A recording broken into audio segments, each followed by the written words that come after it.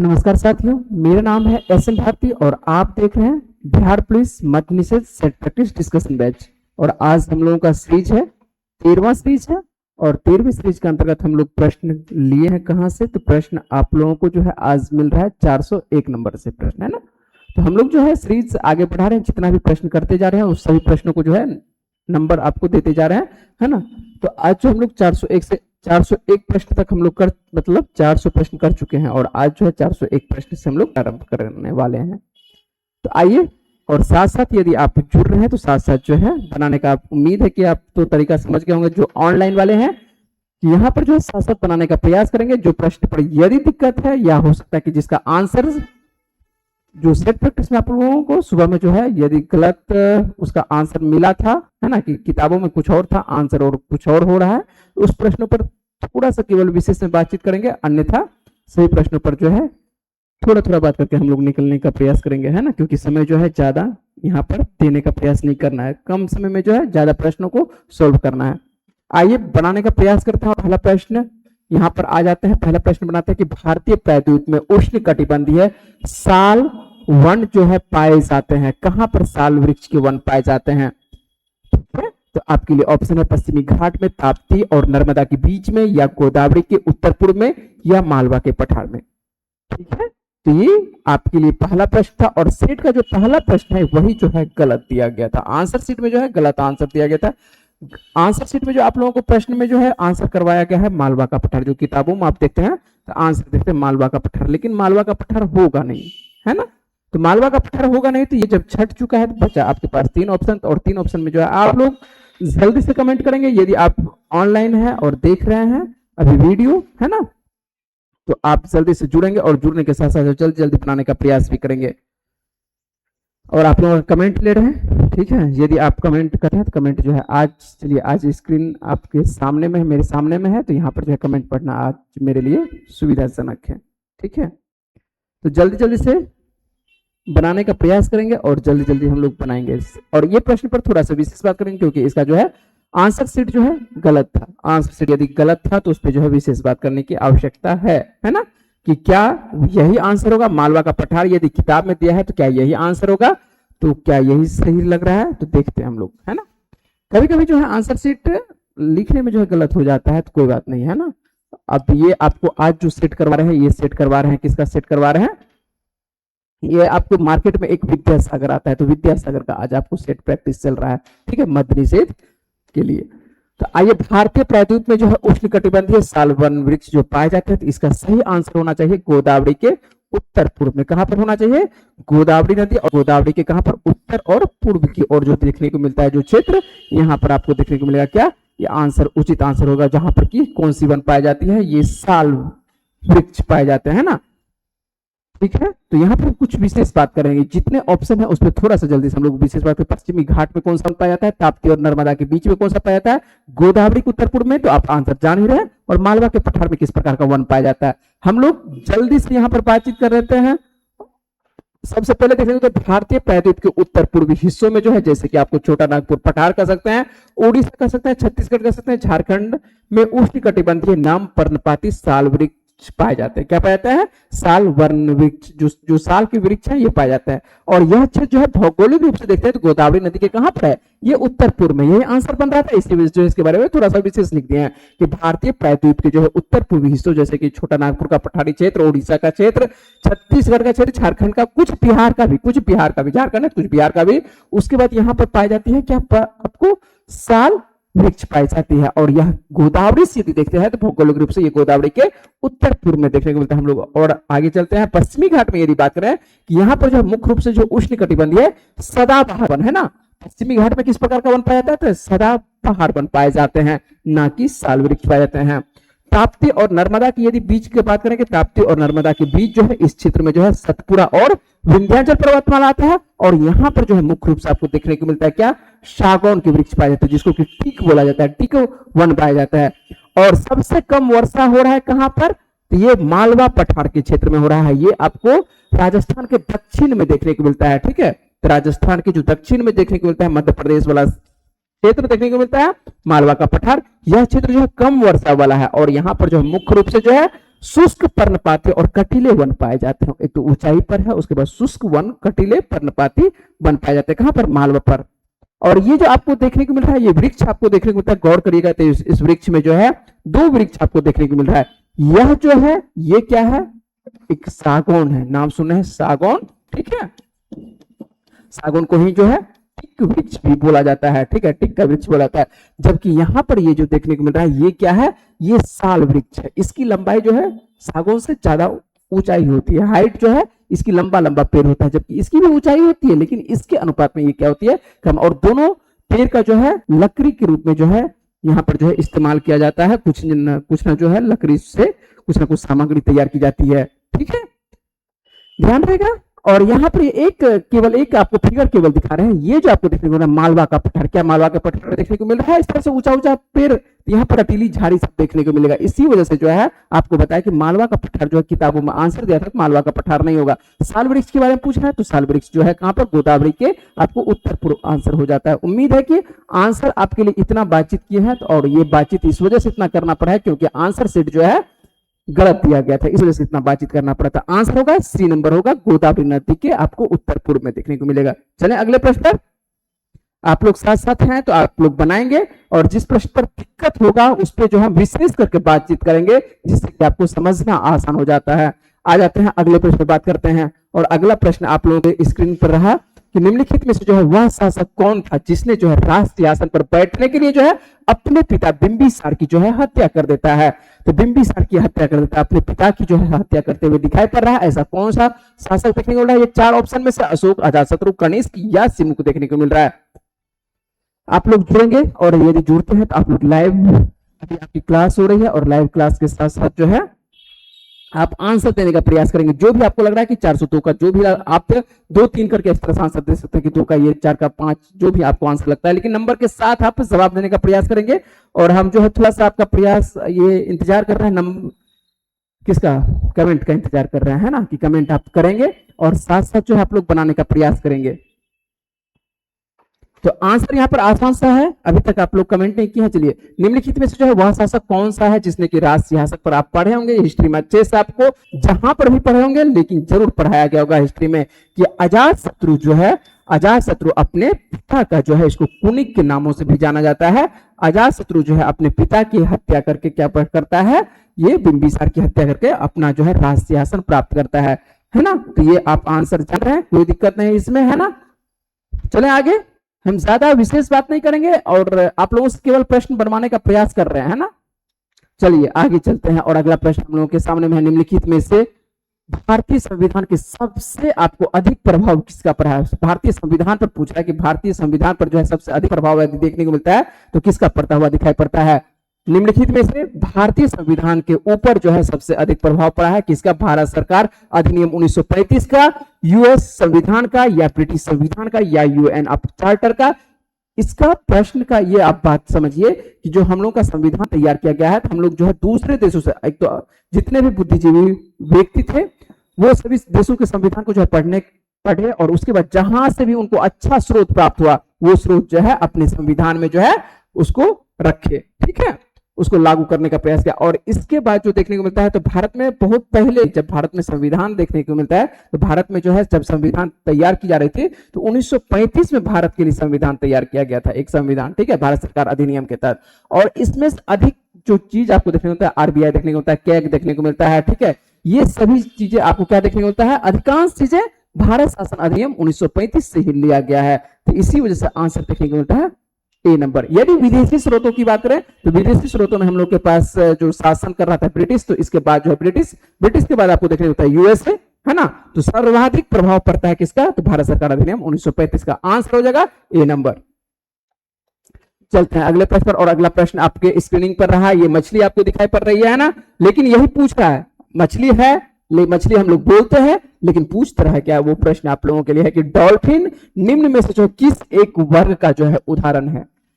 और आप लोगों को क्लास में बताया भी है ना, ठीक है। डॉल्फिन आपको देखे होंगे कि डॉल्फिन जो है, डॉल्फिन अब नहीं लिखा है कि मछली है क्या है नहीं है, लेकिन हम लोग मछली बोलते हैं, आम बोलचाल की भाषा में इसको मछली ही बोलते हैं, और नदियों में है। और ये आपको देखने को मिल भी रहा है कि डॉल्फिन जो है निम्न में से जो है किस एक वर्ग का जो है उदाहरण है?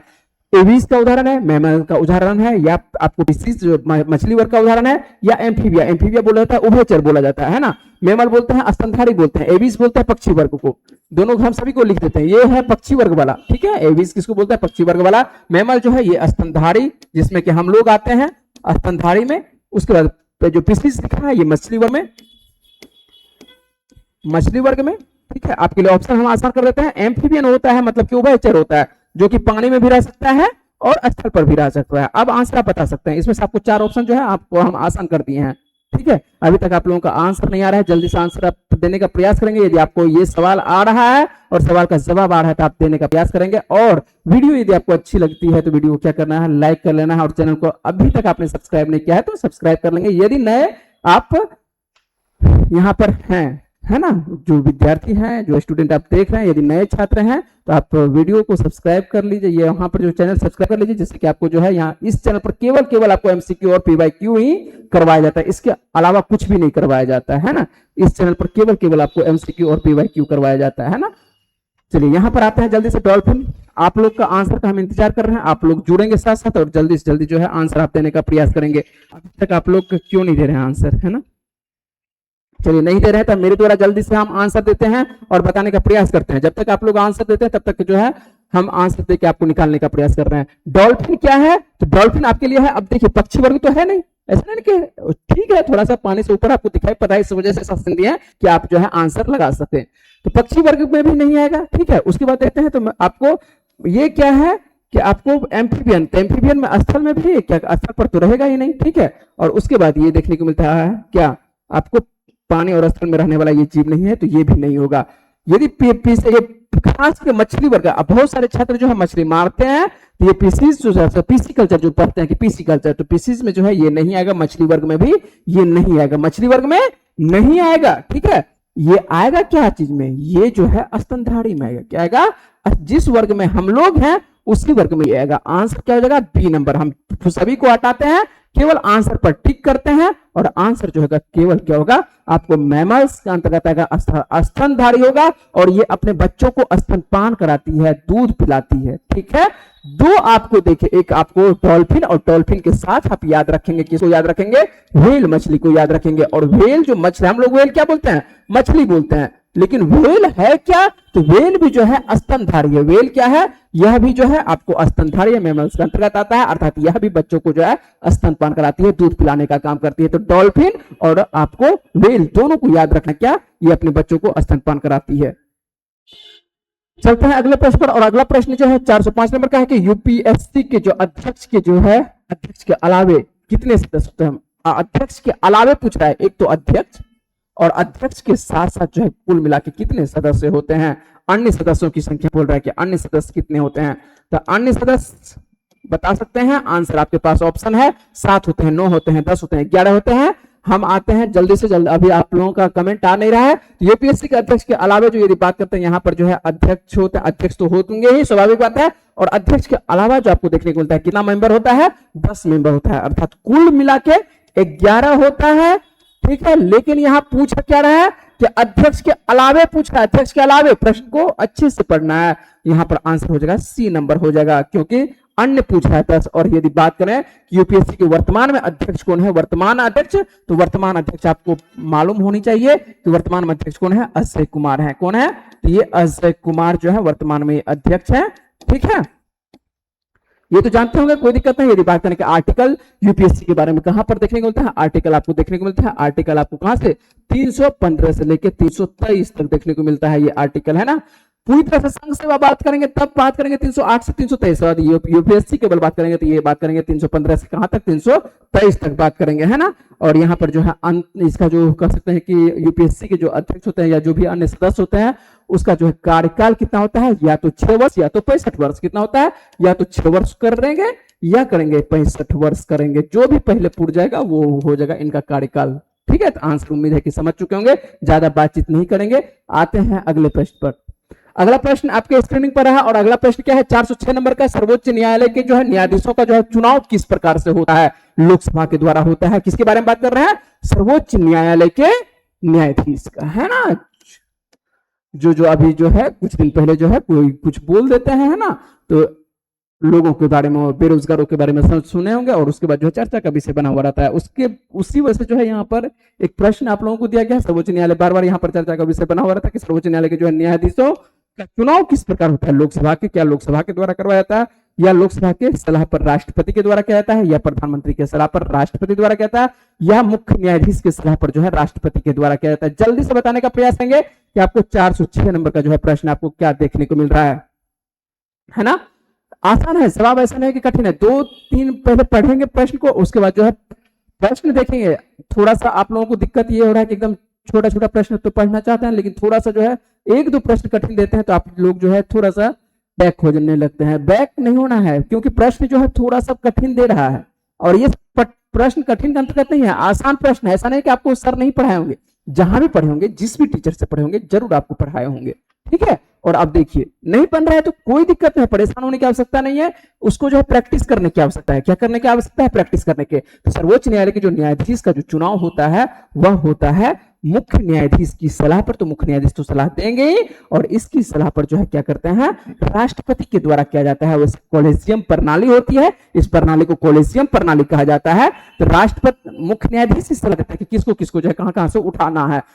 उसके बाद जो है राष्ट्रपति के द्वारा, तो मान के चलिए अंतिम तो राष्ट्रपति के द्वारा किया जाता है, लेकिन राष्ट्र मुख्य न्यायाधीश जिसको जिसको बोल देता है तो राष्ट्रपति उसको कर देता है। ठीक है, तो लगभग तो यहाँ पर जो है मेन जो है यहाँ पर क्या होती है, कॉलेजियम प्रणाली होती है। और कॉलेजियम प्रणाली अपने में से जो है सबका चुनाव कर लिया किसको, क्योंकि यहाँ पर कोई परीक्षा नहीं होती, कुछ नहीं होती है, और यहाँ पर सबसे ज्यादा जातिवादी होती है। ठीक है, अपर कास्ट के सबसे ज्यादा व्यक्ति यहाँ पर आपको देखने को मिलेगा, और जो लोअर वाले हैं है ना, SC ST OBC वाले जो है बहुत कम देखने को मिलता है। सर्वाधिक यहाँ इसी वजह से जो है इस कॉलेजियम प्रणाली को जो है बार बार चर्चा का विषय बनता है, किसको बदलने की व्यवस्था की जाए, है ना। क्या इससे घाटा है, नहीं बदला जा रहा है, और क्या मान चलिए नुकसान कर सकते हैं, और क्या कर सकते हैं फायदा कर सकते हैं, ये सभी तो पढ़ते हैं हम लोग कहाँ पर, भारतीय राज्य व्यवस्था पढ़ते हैं। यहाँ पर आ जाते हैं, जल्दी से अगले प्रश्न पर आते हैं। और अगला प्रश्न आपके स्क्रीनिंग पर आ चुका है कि प्रजातंत्र की संसदीय कार्य प्रणाली में जो है भारत का जो है अंशदान क्या है।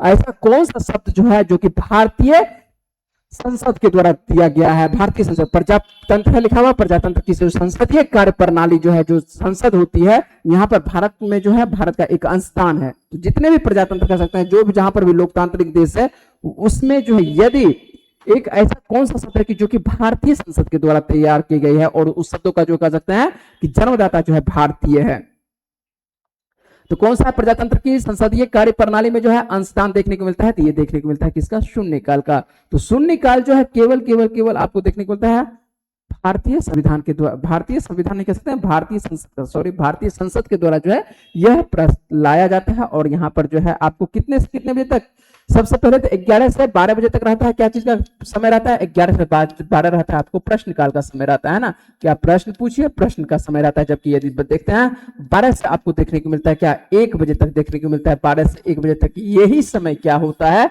यही समय होता है शून्यकाल का समय होता है। ये क्या समय होता है, ये जो है शून्यकाल का समय होता है। ठीक है, 12 से 1 का बीच। ठीक है, याद रहेगा। चलते हैं अगले प्रश्न पर। और अगला प्रश्न भी जो है आपको सेम जगह से लिया गया है, 408 नंबर का, कि भारत के संसद में जो है सत्र के दौरान जो है शून्यकाल की जो है अधिकतम अवधि जो है कितनी निर्धारित की गई है। अभी जस्ट बात की है, कितना, 12 से 1 बात किया गया, 12 से 1 मतलब कि 1 घंटा पूरा पूरा, कितना, 1 घंटा का। एक ही जगह से 2 प्रश्न, और दोनों प्रश्न जो है थोड़ा सा इधर उधर किया है, और समझ में आ चुका होगा 12 से 1 मतलब 1 घंटा।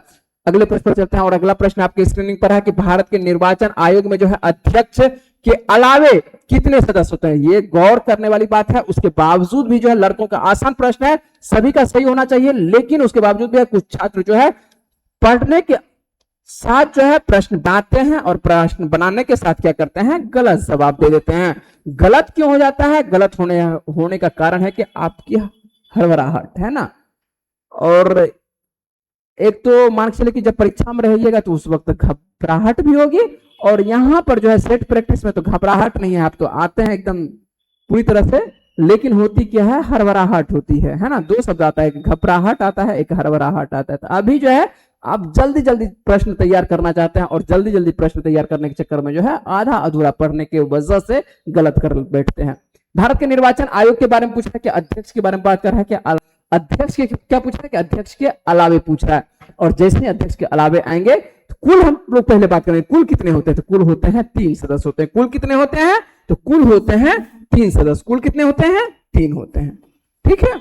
और यदि बात क्या है कि अध्यक्ष के अलावा, अध्यक्ष को इसमें से हटा दिए, माइनस कर दिए, कुल में से एक को क्या कर दिए? माइनस कर दिए, तो बचा मेरे पास क्या? अंश बचा, केवल मेरे पास 2 सदस्य, है ना। अभी वर्तमान में देखते हैं तो निर्वाचन आयोग में जो है आपको मुख्य निर्वाचन आयुक्त कौन है? ज्ञानेश कुमार है। ये आप जानते होंगे कि मुख्य जो है चर्चा का विषय बना हुआ रहता है बार बार, है ना। जब जब जो है वोटिंग हो रही है कहीं पर भी जो है, कह सकते हैं कि आपको विधानसभा हो या लोकसभा का हो, तो ज्ञानेश कुमार तो अभी जो है तो ये क्या है? मुख्य न्यायाधीश है। इसके अलावा जो है 2 और व्यक्ति हैं, एक है कौन? आपको सुखवीर सिंह संधू है। सुखवीर सिंह आपको संधू देखने को मिलता है, ये है अन्य के अंतर्गत। और एक देखने को मिलता है विवेक जोशी देखने को मिलता है। क्या दिखाई पड़ रहा है? यहां पर लिख रहे हैं तो क्या दिखाई पड़ रहा है? स्क्रीन पर दिखाई पड़ना चाहिए, ठीक है। चलिए, उम्मीद करता है कि आपको दिखाई पड़ना चाहिए। ये आपको ज्ञानेश कुमार मुख्य न्यायाधीश है, और पूछा कि मुख्य न्यायाधीश के अलावा आपको कौन देखने को मिलता है? तो मुख्य न्यायाधीश के अलावा 2 देखने को मिलता है, तो यही आंसर आपका 2 है, ठीक है। तो ये इतना कम से कम आपको जानकारी होनी चाहिए। वैसे 1991 से जो है लगातार है, यहाँ पर हम लोगों को पहले 1 हुआ करता था, लेकिन अभी वर्तमान में क्या है? लगातार आपको देखने को मिलता है, 3 देखने को मिलता है। चलिए, ठीक है ना।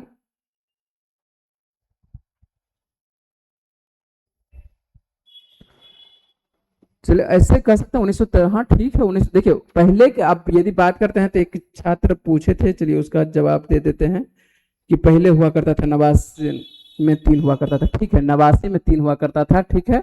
89 में आपको 89 में क्या है? 3 है, और 3 के बाद होगा जाता है क्या? फिर से 1 कर दिया जाता है, ठीक है। और 1 के बाद पुनः जो है आपको क्या कर दिया जाता है? पुनः कर दिया जाता है 1993 से, कह सकते हैं 1993 से पुनः कर दिया जाता है आपको 3 सदस्य। ये आपको जानकारी आवश्यकता नहीं है कि 1 कब होती है, 3 कब होती है। अभी केवल वर्तमान में याद रखिएगा कि वर्तमान में कितना होता है? तो वर्तमान में होता है 3 होता है ना। लेकिन पूछ रहा है कि आपको एक अलग, है ना, अध्यक्ष के अलावा, इसकी वजह से 2 हुआ था, ठीक है। कोई दिक्कत इसमें नहीं होनी चाहिए। चलते हैं अगले प्रश्न में बात करते हैं। अगला प्रश्न क्या है कि 410 नंबर का प्रश्न देखते हैं कि 410 में क्या हो रही है ना। यदि आप हैं ऑनलाइन तो जवाब देने का प्रयास करेंगे। निम्नलिखित में से गंगा की कौन सी सहायक नदी जो है उत्तर की ओर जो है बहती है ना। उत्तर की ओर बहती है, प्रश्न सही है। उत्तर की ओर, उत्तर की ओर, उत्तर की ओर। चलिए देख लेते हैं, उत्तर की ओर, दक्षिण की ओर, है ना, दोनों पूछ रहे हैं। प्रश्न देख लेते हैं, टाइप किया गया है। निम्नलिखित में से कौन सी सहायक नदी जो है उत्तर की ओर बहती है? बिल्कुल ठीक लिखा है, चलिए ठीक है, उत्तर की ओर बहती है। आइए बात कर लेते हैं यहाँ पर। यहाँ पर है निम्नलिखित में से गंगा की यदि बात करें कि कौन सी सहायक नदी जो है उत्तर की ओर बहती है? कोसी, घाघरा, सोन या गंडक, है ना। सभी नदियों को गौर से देखिएगा, कुछ जो है आपको देखने को मिलेगा। क्या देखने को मिल रहा है कि ऐसी कौन सी नदी जो है पूछा है कि उत्तर की ओर बहती है। अब देखिए, सबसे पहले हम लोग क्या करेंगे कि गंगा को बना लेंगे। क्या बना लेते हैं? ये गंगा मान लेते हैं, मेरी गंगा ये चल रही है, ठीक है। उसके बाद देख लेते हैं, यदि ऊपर से नीचे, है ना, ऊपर से यदि देखते हैं तो ऊपर से जो है नीचे की ओर यदि कोई भी नदी चल रही है, ये चल रही क्या? आपको नॉर्थ से साउथ की तरफ चल रही है ना। सीधी सी बात है कि नॉर्थ से साउथ की तरफ है। जब नदी इधर से यदि इधर जाएगी, किधर से? इधर से, मान लेते हैं कि कोई नदी इधर से मिल रही है, तो ये किधर चल रही है? ये चल रही है उत्तर की ओर। उत्तर की ओर पूछा है, उत्तर की ओर। इसको ऐसे भी कह सकते हैं, जब हम इधर से चलेंगे तो एक ये जो मेरा हाथ है, ये क्या है? आपको लेफ्ट है, लेफ्ट की ओर। और ये कह सकते हैं कि राइट है, तो ये राइट की तरफ से। ऐसा कह सकता है कि दाहिने ओर से ना मिलने वाली नदी, ऐसा भी पूछा जाता है कि दाहिनी ओर से, है ना। और दाहिनी ओर से यदि बात करें कि दाहिनी ओर से ये मिलने वाली है, और ये जो है आपको बाईं ओर से मिलने वाली नदी है, ठीक है। ये क्या है? बाईं ओर से मिलने वाली, ठीक है। और ये क्या है? जिधर है चलेंगे तो उस हाथ को ले लेंगे, ठीक है। इधर है तो आपको बाएं की ओर से, जबकि इधर है तो आपको दाहिनी ओर से। और ये नदी ऊपर से तो नीचे चल रही है। हम आपको एक और स्केच है मेरे पास, उस स्केच से आपको समझाने का प्रयास करते हैं, उसके बाद आंसर लेते हैं। यहाँ पर मान लेते हैं कि आपके लिए अब थोड़ा सा अच्छा सा स्क्रीनिंग पर आएगा, आपको समझ में अभी आएगा क्लियर करके। ये जो है आप मेरी नदी है, और ये नदी क्या है? ये मेरी गंगा है ना, ये गंगा है। और यदि बात करें गंगा की, सबसे पहला जो गंगा में सहायिका मिलती है, ये कौन सी सहायिका मिलती है? गंगा से मिलता जुलता राम गंगा, है ना। सबसे पहले कम से कम इतना याद रखिएगा, सहायिका राम गंगा। और नीचे में देखिएगा, यहां से नीचे में आपको यमुनोत्री से निकलते हुए आपको ये भी क्या है ना, नीचे से देखिए, नीचे से क्या ऊपर की ओर चल रही है, अर्थात साउथ से कह सकते हैं नॉर्थ की ओर चल रही थी। ये भी कौन सी होगी? यमुना हो जाएगी। लेकिन यमुना ऑप्शन में नहीं है ना, यमुना ऑप्शन में नहीं है, लेकिन ऑप्शन में है एक और नदी है, सोन नदी। और सोन नदी का यदि बात करते हैं, ये नदी भी कहां चल रही है? ये आपको साउथ से लेके किधर चल रही है? नॉर्थ की तरफ चल रहे हैं, साउथ से किधर, नॉर्थ की तरफ चल रहे हैं। हुगली की यदि बात करें तो हुगली भी आपको, तो यहाँ पर जो हुगली की एक शाखा बन जाती है, गंगा की एक अलग शाखा बन जाती है। एक शाखा जो है पद्मा के नाम से चल जाती है बांग्लादेश में, एक शाखा जो है कलकत्ता प्रवेश करती है। ये गंगा ही है, हुगली क्या है, गंगा ही है, गंगा की एक शाखा हो जाती है। ठीक है, ये सभी नदी है। कोसी आप देख रहे हैं कि कोसी जो है ये तो बिहार की ही शोक इसको बोला जाता है, और ये क्या आपको नॉर्थ से साउथ की तरफ, सभी नदियां ऊपर से जो ऊपर वाला नॉर्थ से साउथ की तरफ, नीचे वाला जो है साउथ से चल रही है, किधर, साउथ से नॉर्थ की तरफ चल रही है। आइए अब जो है बनाइएगा, आप प्रश्न आसानी से बनेगा। यदि बात करें यहाँ पर जो है गंगा मेरी थी, और यदि बात करें कोसी तो कोसी ऊपर से आ रही है। उसके बाद घाघरा बात करें तो घाघरा भी जो है ऊपर से चल रही है। उसके बाद बात करें कि सोन, तो सोन आपको चल रही है नीचे से चल रही है। और गंडक यदि बात करें तो गंडक भी चल रही है, ऊपर से चल रही है। अर्थात यहाँ पर आंसर कौन सा हो जाएगा, सोन नदी हो जाएगा। ठीक है, थोड़ा सा हम आपको समझाने का प्रयास किए हैं, हो सकता है कि ज्यादा समय ना लिए हैं, लेकिन है ना, यदि आप समझे होंगे तो अच्छी बात है, नहीं समझे होंगे तो पूछ सकते हैं, फिर से पूछने की आपकी आजादी है पूरी तरह से। चलते हैं, आते हैं अगले प्रश्न पर। और अगला प्रश्न आता है, थोड़ा सा हम जल्दी जल्दी कर रहे हैं क्योंकि प्रश्न है ज्यादा और हम लोग जल्दी जल्दी बनाएंगे। ठीक है, यहाँ पर तो क्लास है नहीं जो ज्यादा समझने का प्रयास करेंगे, वैसे प्रश्नों पर केवल समझने का प्रयास करेंगे जो आपको कॉन्सेप्ट जिसको नहीं आपका क्लियर हो रहा है ना, तो उस पर केवल हम आपको समझाने का प्रयास करेंगे, कॉन्सेप्ट देकर आपको समझाने का प्रयास करेंगे कि आप समझे और उसके बाद जीवन भर कम से कम याद रखने का प्रयास करें। आते हैं वायु प्रवाह के बीच में यदि बात करें कि पर्वतों के आ जाने से जो वर्षा होती है उसे क्या कहा जाता है। हम तो अभी चारों वर्षा पर बात नहीं करेंगे, चारों वर्षा पर बात करेंगे तो लंबा क्लास हो जाएगा, तो यहाँ पर वर्षा का टॉपिक तो है नहीं हम, लेकिन आपको इसमें समझाते हैं। जो वायु प्रवाह होती है, जो वायु चल रही है, प्रवाह मतलब क्या, वायु जो है वायु की धारा आगे बढ़ रही है, और पूछ है कि आगे जैसे ही चलती है तो इसको मिल जाता है पर्वत, मिल जाता है, क्या मिल जाता है, जैसे ही आगे बढ़ी है और आगे में यहाँ पर पर्वत मिल गया। ठीक है, अब जब ये आगे पर्वत मिल गया तो ये हवा इसको पर्वत को आगे कैसे पार करेगा, इस पर्वत के किनारे किनारे किधर चलने लगेगा, ऊपर की ओर चलने लगेगा। किधर जाने लगेगा, ये ऊपर की ओर तरफ चलने लगेगा। स्वाभाविक बात है कि ये कहाँ चलने लगेगा, ये जो हवाएं मान लेते हैं कि इधर से चल रही थी, ये हवाएं मान लेते हैं कि इधर समुद्र है, मान लेते हैं कि इधर समुद्र है और समुद्र से हवाएं चली। ठीक है, आर्द्रता ग्रहण करते हुए ये चली, आर्द्रता ग्रहण करते हुए चली और यहां पर मिल गया, क्या मिल गया, यहां पर मिल गया पर्वत मिल गया। ठीक है, अरे पर्वत कैसे गलत लिखा रहा है, चलिए यहां पर ऐसे है ना, पर्वत। जब पर्वत मिल गया तो आगे में, ये आगे तो बैरियर इसको मिल गया, बैरियर मिला तो ये क्या करेगा, ये हवा ऊपर चलेगी, और जब ऊपर चलती है कोई भी हवा तो नीचे में तापमान क्या है ज्यादा, और ऊपर जैसे जैसे जाएगा तापमान में होती जाएगी कमी होती जाएगी, है ना, ये तो पढ़े होंगे। क्षोभ मंडल में क्या होती है, जैसे जैसे हम लोग जो है सतह से ऊपर की ओर चलते हैं तापमान में कमी हो जाती है, और एक ऐसा समय आएगा हो जाएगा यहाँ पर क्या बन जाएगा, संघनन हो जाएगा। क्या हो जाएगा, ये संघनन, और उसके बाद जो है ये क्या करेगा, प्रचुर मात्रा में यहाँ पर क्या कर देगी, बारिश करेगी। यहाँ पर तो बारिश करेगी, लेकिन इस साइड क्या बारिश होगी, इस साइड बारिश नहीं होगी। क्यों, इसको वृष्टि छाया बोला जाता है, एक शब्द आएगा वृष्टि छाया। वृष्टि छाया क्यों होती है, क्योंकि फिर जैसे जैसे ये हवाएं नीचे उतरने लगेगी, तो नीचे उतरने लगेगी तो क्या हो जाएगी, वायु गर्म होने लगेगी, और गर्म होगी तो वो संघनन नहीं हो पाएगा, बादल का निर्माण नहीं कर पाएगा। यदि बादल का निर्माण नहीं कर पाएगा तो एक तरफ पर्वत के एक तरफ तो बारिश होगी, लेकिन दूसरी तरफ पर्वत के बारिश नहीं होगी, तो किधर रहना अच्छा है, तो पर्वत के जो है जिधर से ये हवाएं उठेगी, है ना, आर्द्रता ग्रहण लेकर के चलेगी। यहाँ पर एक और इमेज आपके पास है, वो हम आपको समझाते हैं। इसी वजह से इसका आंसर, यदि बात को पहले आंसर ही ले लेते हैं, इसका आंसर क्या हो जाएगा, तो आंसर स्वाभाविक बात है कि नाम है पर्वत आ जा रहा है बीच में, इसी वजह से इसको बोलते हैं पर्वतीय वर्षा बोलते हैं। क्या बोलते हैं, पर्वतीय वर्षा बोलते हैं। उम्मीद है कि समझ रहे हैं बात को। एक फिर से हम आपको जो है एचडी इमेज में समझाने का प्रयास कर रहे हैं। मान लेते हैं कि इधर समुद्र था, और ये जो आपको देखने को मिल रहा है ग्रीन कलर देखने को मिल रहा है, मतलब इस तरफ क्या हो रही है, वर्षाएं हो रही है ना, ये बादल बना है, ये जो व्हाइट आपको देखने को मिल रहा है ये बादल बना है, यहाँ पर यह संघनन बादल हुआ है, और संघनन जब होता है वाष्पपात, ये क्या हो जाती है, प्रचुर मात्रा में बारिश करती है। जबकि आपको इस तरह ड्राई लिखा हुआ है ना, मतलब कि यहाँ पर जो है इसको बोला जाता है वृष्टि छाया का क्षेत्र। इधर क्या हो रही है, जैसे जैसे वायु नीचे उतरेगी धीरे धीरे गर्म लाल होते जाए, मतलब कि क्या हो रहा है कि वायु जो है आपको गर्म होती जा रही है, और वो गर्म जब होगी तो यहाँ पर संघनन नहीं हो पाएगा, इसी वजह से इसको वृष्टि छाया का क्षेत्र बोलते हैं। जबकि एक साइड जो है बारिश होगी, तो जैसे जैसे हवाएं क्या हो रही है ऊपर की ओर, आपको बताया था, जस्ट बताया कि जैसे जैसे ये हवाएं चली थी ऊपर की ओर, जैसे जैसे जाने लगेगी हवाएं होने लगेगी ठंडी होने लगेगी, ठंडी होते होते एक ऐसा समय आएगा ये हवाएं जो है क्या होने लगेगी, ये जो है बदल जाएगा, किसमें, संघनन में बदल जाएगा, है ना, बादल बन जाएगा। और जब बादल का निर्माण करेगा जो प्रचुर क्या मात्रा में क्या करेगी, बारिश करेगी, तो इसको बोला जाता है पर्वतीय वर्षा बोलते हैं। क्या बोलते हैं, पर्वतीय वर्षा बोलते हैं। इसी वजह से यदि बैरियर ये बाधा पहुंचाया पर्वत तो इसको बोलते हैं पर्वतीय वर्षा बोलते हैं। ठीक है, उम्मीद है कि आप समझे होंगे प्रश्न को कि पर्वतीय वर्षा जो पर्वत के आ जाने पर क्या होता है आंसर, तो पर्वतीय वर्षा होती है। इस प्रश्नों में भी लड़का सबको लगा कि पर्वत नहीं होगा, है ना। अब ऐसा क्यों सोचा, संभव नहीं है वर्षा, बहुत सारे छात्र मारे थे। ठीक है, तो ये सभी वर्षा पर हम बातचीत करेंगे। जब भी कोई प्रश्न आएगा तो केवल हम उस प्रश्न पर बातचीत करेंगे। यहाँ पर देखिए ऑप्शन में आपको एक चक्रवात है ना, चक्रवातीय वर्षा, तो आप चक्रवात भी आ रहा है। अगला प्रश्न जो है आपको ज्योग्राफी से चक्रवात आ रहा है, तो चक्रवात क्या होती है उससे प्रश्न है, आप लोग पहले बनाने का प्रयास करेंगे।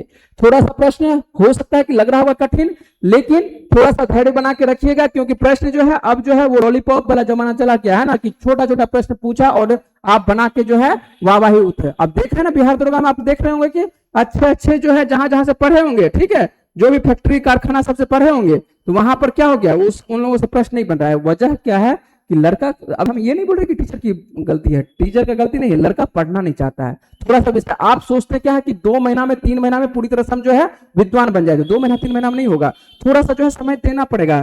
ठीक है, थोड़ी सी बात है हार्श, लेकिन हार्श बात को जो है थोड़ा सा आपको जो है स्वीकार करना पड़ेगा, बातों को थोड़ा समय देना पड़ेगा, उसके बाद जो है अच्छे से आप समझेंगे तो प्रश्न बनेगा। चक्रवात क्या होती है ना। ऐसा थोड़ा कि चक्रवात आपको टीचर नहीं पढ़ाए होंगे, जरूर पढ़ाए होंगे, ऐसा नहीं है। अब आपको बनाना है, अब ऑप्शन टीचर नहीं पढ़ाता है, पढ़ाता तो है मान के चलिए कॉन्सेप्ट, और कॉन्सेप्ट आपको पढ़ा के निकाल दिए होंगे। अब आपको बनाना है कि कैसे ये बनेगा। चक्रवात क्या है सभी टीचर पढ़ाए होंगे। अब देखते हैं क्या होती है। तो 2 गोलार्ध आपको देखने को मिल रहा है, एक देखने को मिल रहा है, ये जो है आपको मान लेते हैं कि ये 0 डिग्री है, विषुवत रेखा है, तो ऊपर वाले को बोलते हैं, क्या बोलते हैं, तो ऊपर वाले को बोलते हैं उत्तरी गोलार्ध बोलते हैं। ठीक है, और नीचे वाले क्या बोलते हैं, दक्षिणी गोलार्ध बोलते हैं। इसमें तो कोई दिक्कत नहीं है ना, ऊपर वाले को उत्तरी गोलार्ध, नीचे वाले दक्षिणी गोलार्ध बोलते हैं। अब पूछ रहा है ये उत्तरी गोलार्ध, उत्तरी गोलार्ध, उत्तरी गोलार्ध, उत्तरी गोलार्ध, सभी जगह उत्तरी गोलार्ध में ही दिया हुआ है, कोई दिक्कत है। उत्तरी मतलब किसके बारे में पूछ रहा है, केवल उत्तरी गोलार्ध के बारे में पूछ रहा है। किसके बारे में, केवल उत्तरी गोलार्ध के बारे में पूछ रहा है कि उत्तरी गोलार्ध में जो है दक्षिणावर्त हवाओं का जो है एक निम्न दाब पेटी जो ये बनती है चक्रवात। सबसे पहले ये जानकारी होनी चाहिए कि चक्रवात बनती कैसी है। तो चक्रवात कब बनती है, तो चक्रवात बनने के लिए चाहिए क्या चाहिए, निम्न, बीच में क्या चाहिए, निम्न वायु दाब पेटी, बीच में क्या चाहिए, निम्न वायु दाब पेटी, जबकि बाहर क्या चाहिए, बाहर चाहिए उच्च वायु दाब पेटी। क्या चाहिए, उच्च वायु दाब पेटी, कोई दिक्कत नहीं है। बीच में क्या चाहिए, निम्न दाब पेटी, जबकि बाहर चाहिए उच्च वायु दाब पेटी। अब जो हवाएं चलेगी कैसे, क्लॉकवाइज या एंटी क्लॉकवाइज, यही तो पूछ रहा है ना। उत्तरी गोलार्ध में जो है दक्षिणावर्त हवाओं की जो एक निम्न दाब, सबसे पहले तो समझ चुके होंगे कि निम्न दाब की पेटी बनेगा, और आप देख लेते हैं कौन सा उच्च वायु दाब की पेटी है, उसको पहले छाट देंगे।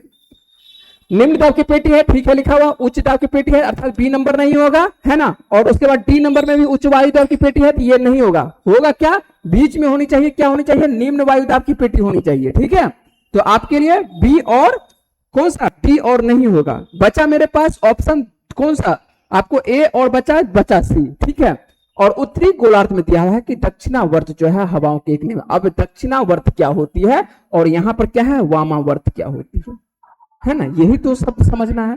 यदि ये 2 शब्द समझ जाएंगे तो हम लोगों का ये प्रश्न बन जाएगा। ठीक है, तो दक्षिणावर्त और क्या पढ़ रहे हैं, वामावर्त पढ़ रहे हैं। ठीक है, और यहां पर एक होती है क्लॉकवाइज, एक होती है एंटी क्लॉकवाइज। ठीक है, अब देखिए क्लॉकवाइज किसको बोलेंगे, जो क्लॉकवाइज होती है इसको बोलते हैं दक्षिणावर्त। क्या बोलते हैं, इसको बोलते हैं दक्षिणावर्त। क्लॉकवाइज को क्या होता है, ये दक्षिणावर्त बोलेंगे। ठीक है, जबकि इसको क्लॉकवाइज CLOC के हम लिख देते हैं क्लॉकवाइज, जबकि इसको क्या बोलेंगे, वामा बोलते हैं। तो एंटी होता है, क्या होता है, एंटी क्लॉकवाइज। ठीक है, एंटी क्लॉकवाइज। हम आपको एक इमेज से समझाते हैं जिससे आपको समझना आसान होगा। मेरे लिए हम केवल आंसर पर पहले टिक करवा देते हैं, उसके बाद हम आपको इमेज से भी समझाते हैं। आंसर मेरे लिए हो जाएगा कौन सा, उत्तरी गोलार्ध में जो है वामावर्त हवाओं की जो है क्या होती है, निम्न वायु दाब पेटी होती है, ये होती है चक्रवात, है ना, ये क्या है, चक्रवात। ठीक है, तो चक्रवात जो है आपको देखने को मिलता है उत्तरी गोलार्ध में। दक्षिणी गोलार्ध में सेम उल्टा हो जाएगा, आंसर ए हो जाता है आंसर। ठीक है, दक्षिणी गोलार्ध में मतलब दक्षिणी गोलार्ध यदि रहता तो ये जो है ये रब आंसर आता है, ये कह सकते हैं जस्ट यहाँ पर दक्षिणी गोलार्ध लगा देते तो। ठीक है, वैसे तो दक्षिणी गोलार्ध में कोई ऑप्शन नहीं है, तो यहाँ पर दक्षिणी गोलार्ध का पूछ भी नहीं रहा। अब आते हैं हम लोग आपको समझा देते हैं दोनों गोलार्ध। थोड़ा सा कठिन है, थोड़ा सा रुकेंगे, टेंशन नहीं लेना है। ठीक है, अब देखिए क्या है, बीच में क्या है, निम्न वायु दाब पेटी, आपको दिखाई पड़ रहा है, दिखाई पड़ेगा। वो बाहर पे क्या है, ज्यादा है, और हवाएं जो चलेगी ये उत्तरी गोलार्ध में लिखे हैं, ये उत्तरी गोलार्ध में। ठीक है, हवाएं जो चल रही है क्लॉकवाइज या एंटी क्लॉकवाइज, देखेंगे ये क्या चल रही है, उत्तरी गोलार्ध में घड़ी के विपरीत साइड चल रहे हैं ना, घड़ी के किस साइड चल रहे हैं, विपरीत साइड चल रहे हैं, एंटी क्लॉकवाइज चल रहे हैं, ठीक है। घड़ी के क्या चल रहे हैं, एंटी क्लॉकवाइज चल रहे हैं, है ना, घड़ी की दिशा में थोड़े चल रहे हैं। जो घड़ी है घड़ी ऐसे चलती है, इसमें देखेंगे घड़ी की दिशा में चल रहे हैं, इसमें क्या चल रहे हैं, घड़ी की दिशा में चल रहे हैं, इसको दक्षिणावर्त बोलते हैं, घड़ी के दिशा में चल रहे हैं, इसको घड़ी के ऐसे चल रहे हैं तो घड़ी के दिशा में, ठीक है। इसको दक्षिणी गोलार्ध में कर चलेगी, चक्रवात आएगा तो आपको सेम होगा, दक्षिणी गोलार्ध में क्या हो जाएगा, क्लॉकवाइज, जबकि उत्तरी गोलार्ध में क्या हो जाएगा, एंटी क्लॉकवाइज, मतलब वामावर्त चलेगी, है ना, उल्टा चलेगा, ठीक है। समझ रहे बात को। और बीच में होगा, सभी जगह होगा, निम्न वायु दाब पेटी ही होगी, है ना। ये चक्रवात में, प्रति चक्रवात में उल्टा होता है, ये केवल चक्रवात में आपको बात कर रहे हैं। उम्मीद है कि समझ रहे होंगे प्रश्न, और आंसर यहां पर बन रहा होगा, सी नंबर आंसर बन रहा होगा, है ना। चलें आगे, अगले प्रश्न पर आते हैं। और अगला प्रश्न आपके स्क्रीन पर रहा है 413 नंबर का प्रश्न है कि निम्नलिखित में से जो है किस शासक ने बौद्धों के लिए जो है विख्यात विक्रमशिला विश्वविद्यालय की जो है स्थापना की थी, है ना। कोई दिक्कत नहीं होनी चाहिए। और ये प्रश्न तो जवाब आप जानते हैं, इसका प्रश्न का जवाब इसमें थोड़ी पूछा है कि निम्नलिखित में जो है ये जो आपको देखने को मिल रहा है, इमेज जो देखने को मिल रहा है, ये किसका है, विक्रमशिला विश्वविद्यालय। विक्रमशिला विश्वविद्यालय यदि बात करें बिहार में कहां पर है, अपने बिहार में है। और अपने बिहार में कहां पर है, भागलपुर जाएंगे, और भागलपुर से जो कुछ ही दूरी पर जो है आपको देखने को मिलेगा एक विश्वविद्यालय देखने को मिलता है, पहले हुआ करता था, है ना। और ये विश्वविद्यालय जो विक्रमशिला विश्वविद्यालय पूछता है किसकी स्थापना किसके द्वारा किया जाता है, क्या धर्मपाल या गोपाल या आपको महिपाल या किसके द्वारा किया गया। तो ये पाल वंश के ही शासक हुआ करते थे, और पाल वंश के शासक जो है किनके द्वारा ये किया गया था, किसके द्वारा, धर्मपाल के द्वारा किया गया था। आप लोग को अच्छे से पढ़ाए होंगे टीचर, जरूर पढ़ाए होंगे, है ना, कि धर्मपाल जो है आपको 770 से लेकर 810 के दशक में कह सकते हैं, या दशक नहीं कह सकते हैं, ईस्वी ही ले, दशक तो आपको आ जाएगा 8वीं शताब्दी, है ना, 770 से लेके लगभग 810 के आसपास में, है ना, 810 एडी के आसपास में। तो यहाँ पर आपको देखने को मिलता है विक्रमशिला विश्वविद्यालय की स्थापना होती है किसके द्वारा, ये धर्मपाल के द्वारा, ठीक है। अवंतीपुर विश्वविद्यालय जो है ये गोपाल के द्वारा की जाती है, ठीक है। और कुमार गुप्त के द्वारा किया जाता है विक्रमशिला, ये विक्रम बोले क्या नाम है, नालंदा विश्वविद्यालय का, कुमार गुप्त के द्वारा नालंदा विश्वविद्यालय का। चले अगले प्रश्न पर बात करते हैं। अगला प्रश्न आपके लिए है 414, ठीक है, दोनों 414 दे दिया है क्या, चलिए ठीक है, 413 था ये, 414 ठीक है। अगला है प्रश्न, आपको मूल संविधान में जो है मूलभूत अधिकारों को जो है 7 भागों में जो वर्गीकृत किया गया था, परंतु अब केवल कितना है, तो अब केवल कितना है, पहले मूल अधिकार की यदि बात करें तो आपके लिए एक संपत्ति का भी मूल अधिकार हुआ करता था, जिसको क्या कर दिया गया है, हटा दिया गया है ना। संपत्ति के मूल अधिकार को जो है आप पढ़े होंगे 44वें संवैधानिक संशोधन 1978 के द्वारा उसको क्या कर दिया गया है, हटा दिया गया। अब जो है केवल मेरे पास बचा क्या अपने संविधान में, 6 बचा है, कितना बचा है, 6 बचा है। पहले था कितना, 7 हुआ करता था, लेकिन अब कितना है, तो अब केवल जो है 6 है। हम लोग जल्दी से इसको एक बार रिवीजन कर लेते हैं। समानता का अधिकार जो देखने को मिलता है 14 से लेकर कहां देखने को मिलता है, 14 से लेकर 18 देखने को मिलता है, ये समानता का अधिकार। स्वतंत्रता का अधिकार जो है किसमें है, तो 19 से लेकर 22 देखने को मिलता है आपको, किसमें, स्वतंत्रता अधिकार। शोषण के विरुद्ध अधिकार तो ये 23 और 24 में देखने को मिलता है, क्या, शोषण के विरुद्ध अधिकार दिया हुआ है। यदि बात करें कि धार्मिक स्वतंत्रता, जो आप धर्म मान रहे हैं, कोई मान रहे हैं, नहीं मान रहे हैं, वो सभी दिया है, किसमें दिया है, 25 से लेके 28 में दिया है। यदि बात करें जो हम लोग की जो संस्कृति है और शिक्षा का संबंधी जो अधिकार देखने को मिलता है, ये आर्टिकल किसमें देखने को मिलता है, 29 एंड किसमें देखने को मिलता है, 30 में देखने को मिलता है। जबकि यदि बात करें कि संवैधानिक उपचारों का अधिकार जो है ये किसमें है, ये 32 में है। यहां पर गौर करिएगा, बीच में एक छूट गया, कौन सा, 31 छूट गया, छूटा ना, आर्टिकल कौन सा, 31। और 31 को जो है पहले ये मूल अधिकार हुआ करता था, ये 7 हुआ करता था, लेकिन इसको जो है 44वें संवैधानिक संशोधन 1978 के द्वारा इसको क्या कर दिया जाता है, इसको जो है कानूनी बना दिया गया, और इसको जो है क्या कर दिया जाता है, कानूनी बना दिया गया। और इसको जो है कहां पर उठा कर रख दिया गया है, 300 के क में उठा करके रख दिया गया है, 300 के क में उठा करके रख दिया गया है, ठीक है। तो पहले ये मूल अधिकार हुआ करता था, लेकिन अब जो है आर्टिकल 31 जो है 300 के क में रखा गया है, उठा करके। समझ रहे हैं बात को, ये 44वें संवैधानिक, बार पूछा था, 44वें संवैधानिक संशोधन 1978 के द्वारा। उम्मीद है कि समझ रहे होंगे प्रश्नों को, और प्रश्नों के साथ साथ जिसपे बातचीत करने की आवश्यकता है उसमें बातचीत भी कर देते हैं। अगले प्रश्न लेते हैं कि सरकार की कर तथा व्यय संबंधी नीति को जो है निम्नलिखित में से जो है क्या कहा जाता है। मौद्रिक नीति कहते हैं, या राजकोषीय नीति कहते हैं, या ऋण क्रेडिट कहते हैं, या बजट नीति कहते हैं। जल्दी से आप लोग जवाब देने का प्रयास करेंगे। यदि आप जवाब क्या लिखे हैं, 1 मिनट हम आ जाते हैं। बिहार दुर्गा मेंस पेपर लीक पे क्या बोलेंगे सर? क्या बोलेंगे?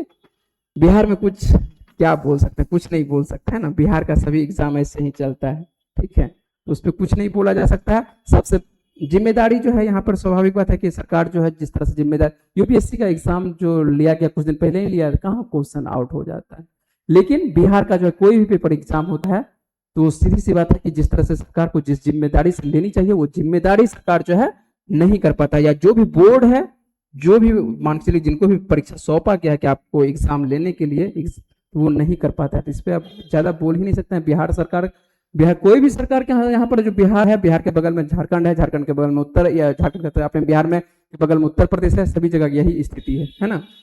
तो मानसिकता इस तरह का हो चुका है, तब क्या कहा जा सकता है? जबकि मान लेते हैं कि यदि बोला जाता है एग्जाम जब होता है तो एग्जाम में क्या कहा जाता है, पेपर यदि सभी को देते तब तो कोई बात ही नहीं है।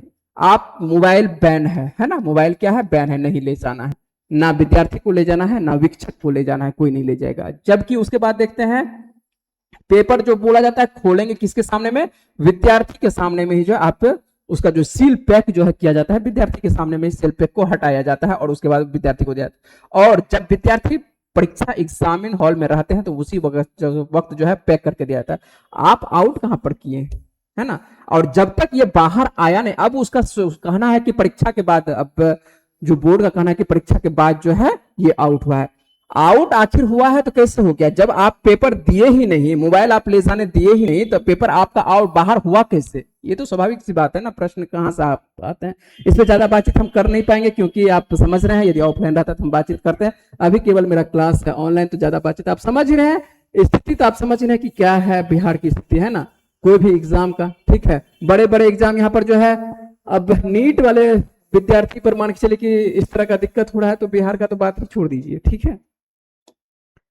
चलिए आइए, कोई बात नहीं है, उसी में से जिनका रिजल्ट, कुछ का तो रिजल्ट होगा, है ना, स्वाभाविक बात है कि उसी में से जो है कुछ सेटिंग भी होगा, कुछ ना कुछ जो है आपको इधर उधर होगा, लेकिन उसी में से कुछ छात्र अच्छे रहेंगे तो रिजल्ट भी होगा। ऐसा नहीं है कि सभी सीट थोड़े है कि मान के चलिए इधर उधर हो जाएगा, कुछ सीट तो आप लोगों के लिए रहेगा, कुछ सीट तो मान के चलिए यदि आउट हो रहा है तो कुछ ना कुछ जो है गड़बड़ी हो रही है, स्वाभाविक बात। जांच करेगा नहीं सरकार, है ना, अभी का सरकार इस प्रकार का सरकार है, वो सीधे तौर पर जो है मुकर जाएगा, कहेगा कि हम पेपर आउट हैं। स्वाभाविक है, तो उनका कहना है कि अब जो है पेपर जो है ये हो रही है क्या, एग्जाम के बाद आउट हो रहा है। भाई एग्जाम के बाद कैसे आउट हो रहा है, जब आप पेपर दे ही नहीं रहे किसी को, विद्यार्थी को ले जाने के लिए घर, आप एग्जाम में जो विद्यार्थी परसेंट हुआ है तो आप उससे क्वेश्चन ले ही रहे हैं, तो एग्जाम से बाद में हो कैसे रहा है आउट? ये तो स्वाभाविक सी बात है, प्रश्न होता है, लेकिन ये प्रश्न करेगा कौन, है ना। चलिए आते हैं हम लोग अपने प्रश्न पर आते हैं। सरकार की जो है कर और व्यय संबंधी नीति को जो है निम्नलिखित में से जो है क्या कहा जाता है? यही है ना जो राजकोषीय नीति है, समझ रहे हैं, इस पे जो है सभी सरकार का खेल होता है, और स्वाभाविक बात है इसका आंसर भी क्या हो जाएगा, राजकोषीय नीति ही हो जाएगी, है ना। चलिए आते हैं, बातचीत करते हैं अगले प्रश्न पर हम लोग, है ना। राजनीति की बात हम थोड़ा सा कम करते हैं, क्लास में भी कम करते हैं और ऐसे भी कम करते हैं, हम जो है केवल आपको बात करते हैं, मुद्दे पर बात करते हैं। कौन मुद्दे पर? तो हम लोग अपने पढ़ाई के मुद्दे पर बात करते हैं, ठीक है। तो अब आइए बातचीत करते हैं, वैसा कभी कुछ होगा तो बातचीत किया जाएगा। किस महासागर में जो है केप कैमरून, आप लोगों को क्लास में करवाए हैं, ठीक है। केप क्या होती है, उसके बाद प्रायद्वीप क्या होती है, सभी करवाए, जैसे कि हम लोग अभी जस्ट बात किए कि भारतीय प्रायद्वीप पढ़ते हैं, ठीक है। और केप भी जो है ये क्या होती है, मान लेते हैं कि ये प्रायद्वीप है, और केप क्या होती है, इसी की कह सकते हैं कि छोटी सी स्थिति, है ना, ये क्या है, छोटी सी स्थिति, ये क्या हो जाती है, केप हो जाती है। ये भी तीन तरफ से क्या है, पानी से घिरी हुई है, केप भी पानी से घिरी हुई है, जबकि इसका क्षेत्र थोड़ा सा क्या है, बड़ा है। ये क्या है, प्रायद्वीप है, ये क्या है, प्रायद्वीप है। जबकि केप क्या होती है, ये लंबा नुकीला भाग होता है। केप क्या होता है, लंबा नुकीला भाग होता है, और ये भी जो है तीन तरफ से क्या होती है, पानी से घिरी होती है। और यहां पर आप देखिए, ये जो है हम लोगों का जो है केप कैमरून जो देखने को मिलती है, ये पूरी तरह से, ये तो मान के थोड़ा क्षेत्रफल बढ़ा दिया है, ये पूरी तरह से लंबा भाग होती है ना केप कैमरून। और भारत का यदि बात मुख्य भूमि का सबसे अंतिम पॉइंट देखने को मिलता है, क्या, कौन सा पॉइंट है, ये केप कैमरून है। केप कैमरून क्या है, सबसे अंतिम पॉइंट मुख्य भूमि का है, ठीक है। वैसे हम लोग इंदिरा पॉइंट पढ़ते हैं, तो इंदिरा पॉइंट क्या है, मुख्य भूमि में थोड़े है, तो वो क्या है, अंडमान निकोबार द्वीप समूह का हिस्सा है। लेकिन यहाँ पर क्या है, मुख्य भूमि की यदि बात करें कि ये तमिलनाडु से आपको नीचे देखने को मिलता है कि आपको सबसे नीचे में मुख्य भूमि की सबसे कन्याकुमारी, जिसको बोलते हैं कन्याकुमारी, है ना, ये कन्याकुमारी कह सकते हैं या कैप कैमरून कह सकते हैं, भारत की सबसे अंतिम मुख्य भूमि का ये स्थल देखने को मिलता है। और ये किस महासागर में है, आसान सा, तो प्रश्न आसान सा बन जाता है, कैप कैमरून जब अपने भारत में ही है तो अपना भारत जो है किस महासागर में है, हिंद महासागर में। स्वाभाविक सी बात है, नीचे में जो है कौन सी महासागर है, हिंद महासागर है, ठीक है। एक साइड बंगाल की खाड़ी, दूसरे साइड अरब सागर, नीचे में जो है हिंद महासागर, ठीक ना। चले गए, चलते हैं आगे, चलते हैं। अंजलि कुमार जी, चलिए ए नंबर आंसर दे रहे हैं, है ना, आंसर दे रहे हैं ए नंबर आंसर। अब नंबर बाबू किसका लिख के जवाब दिए हैं तो वो तो बताएंगे तो ही सवाल समझ में आएगा कि आप आंसर यदि 416 का दे रहे हैं तो ए नंबर नहीं होगा, 416 का जो है यहाँ पर बी नंबर हो जाएगा। यदि आप 415 का भी दे रहे हैं तो 415 का भी बी नंबर आंसर होता है। तो आप आंसर किसका दे रहे हैं, ये आप किस नंबर पर प्रश्न पर अभी चल रहे हैं उस पर आप बताएंगे, नंबर बताएंगे, ठीक है।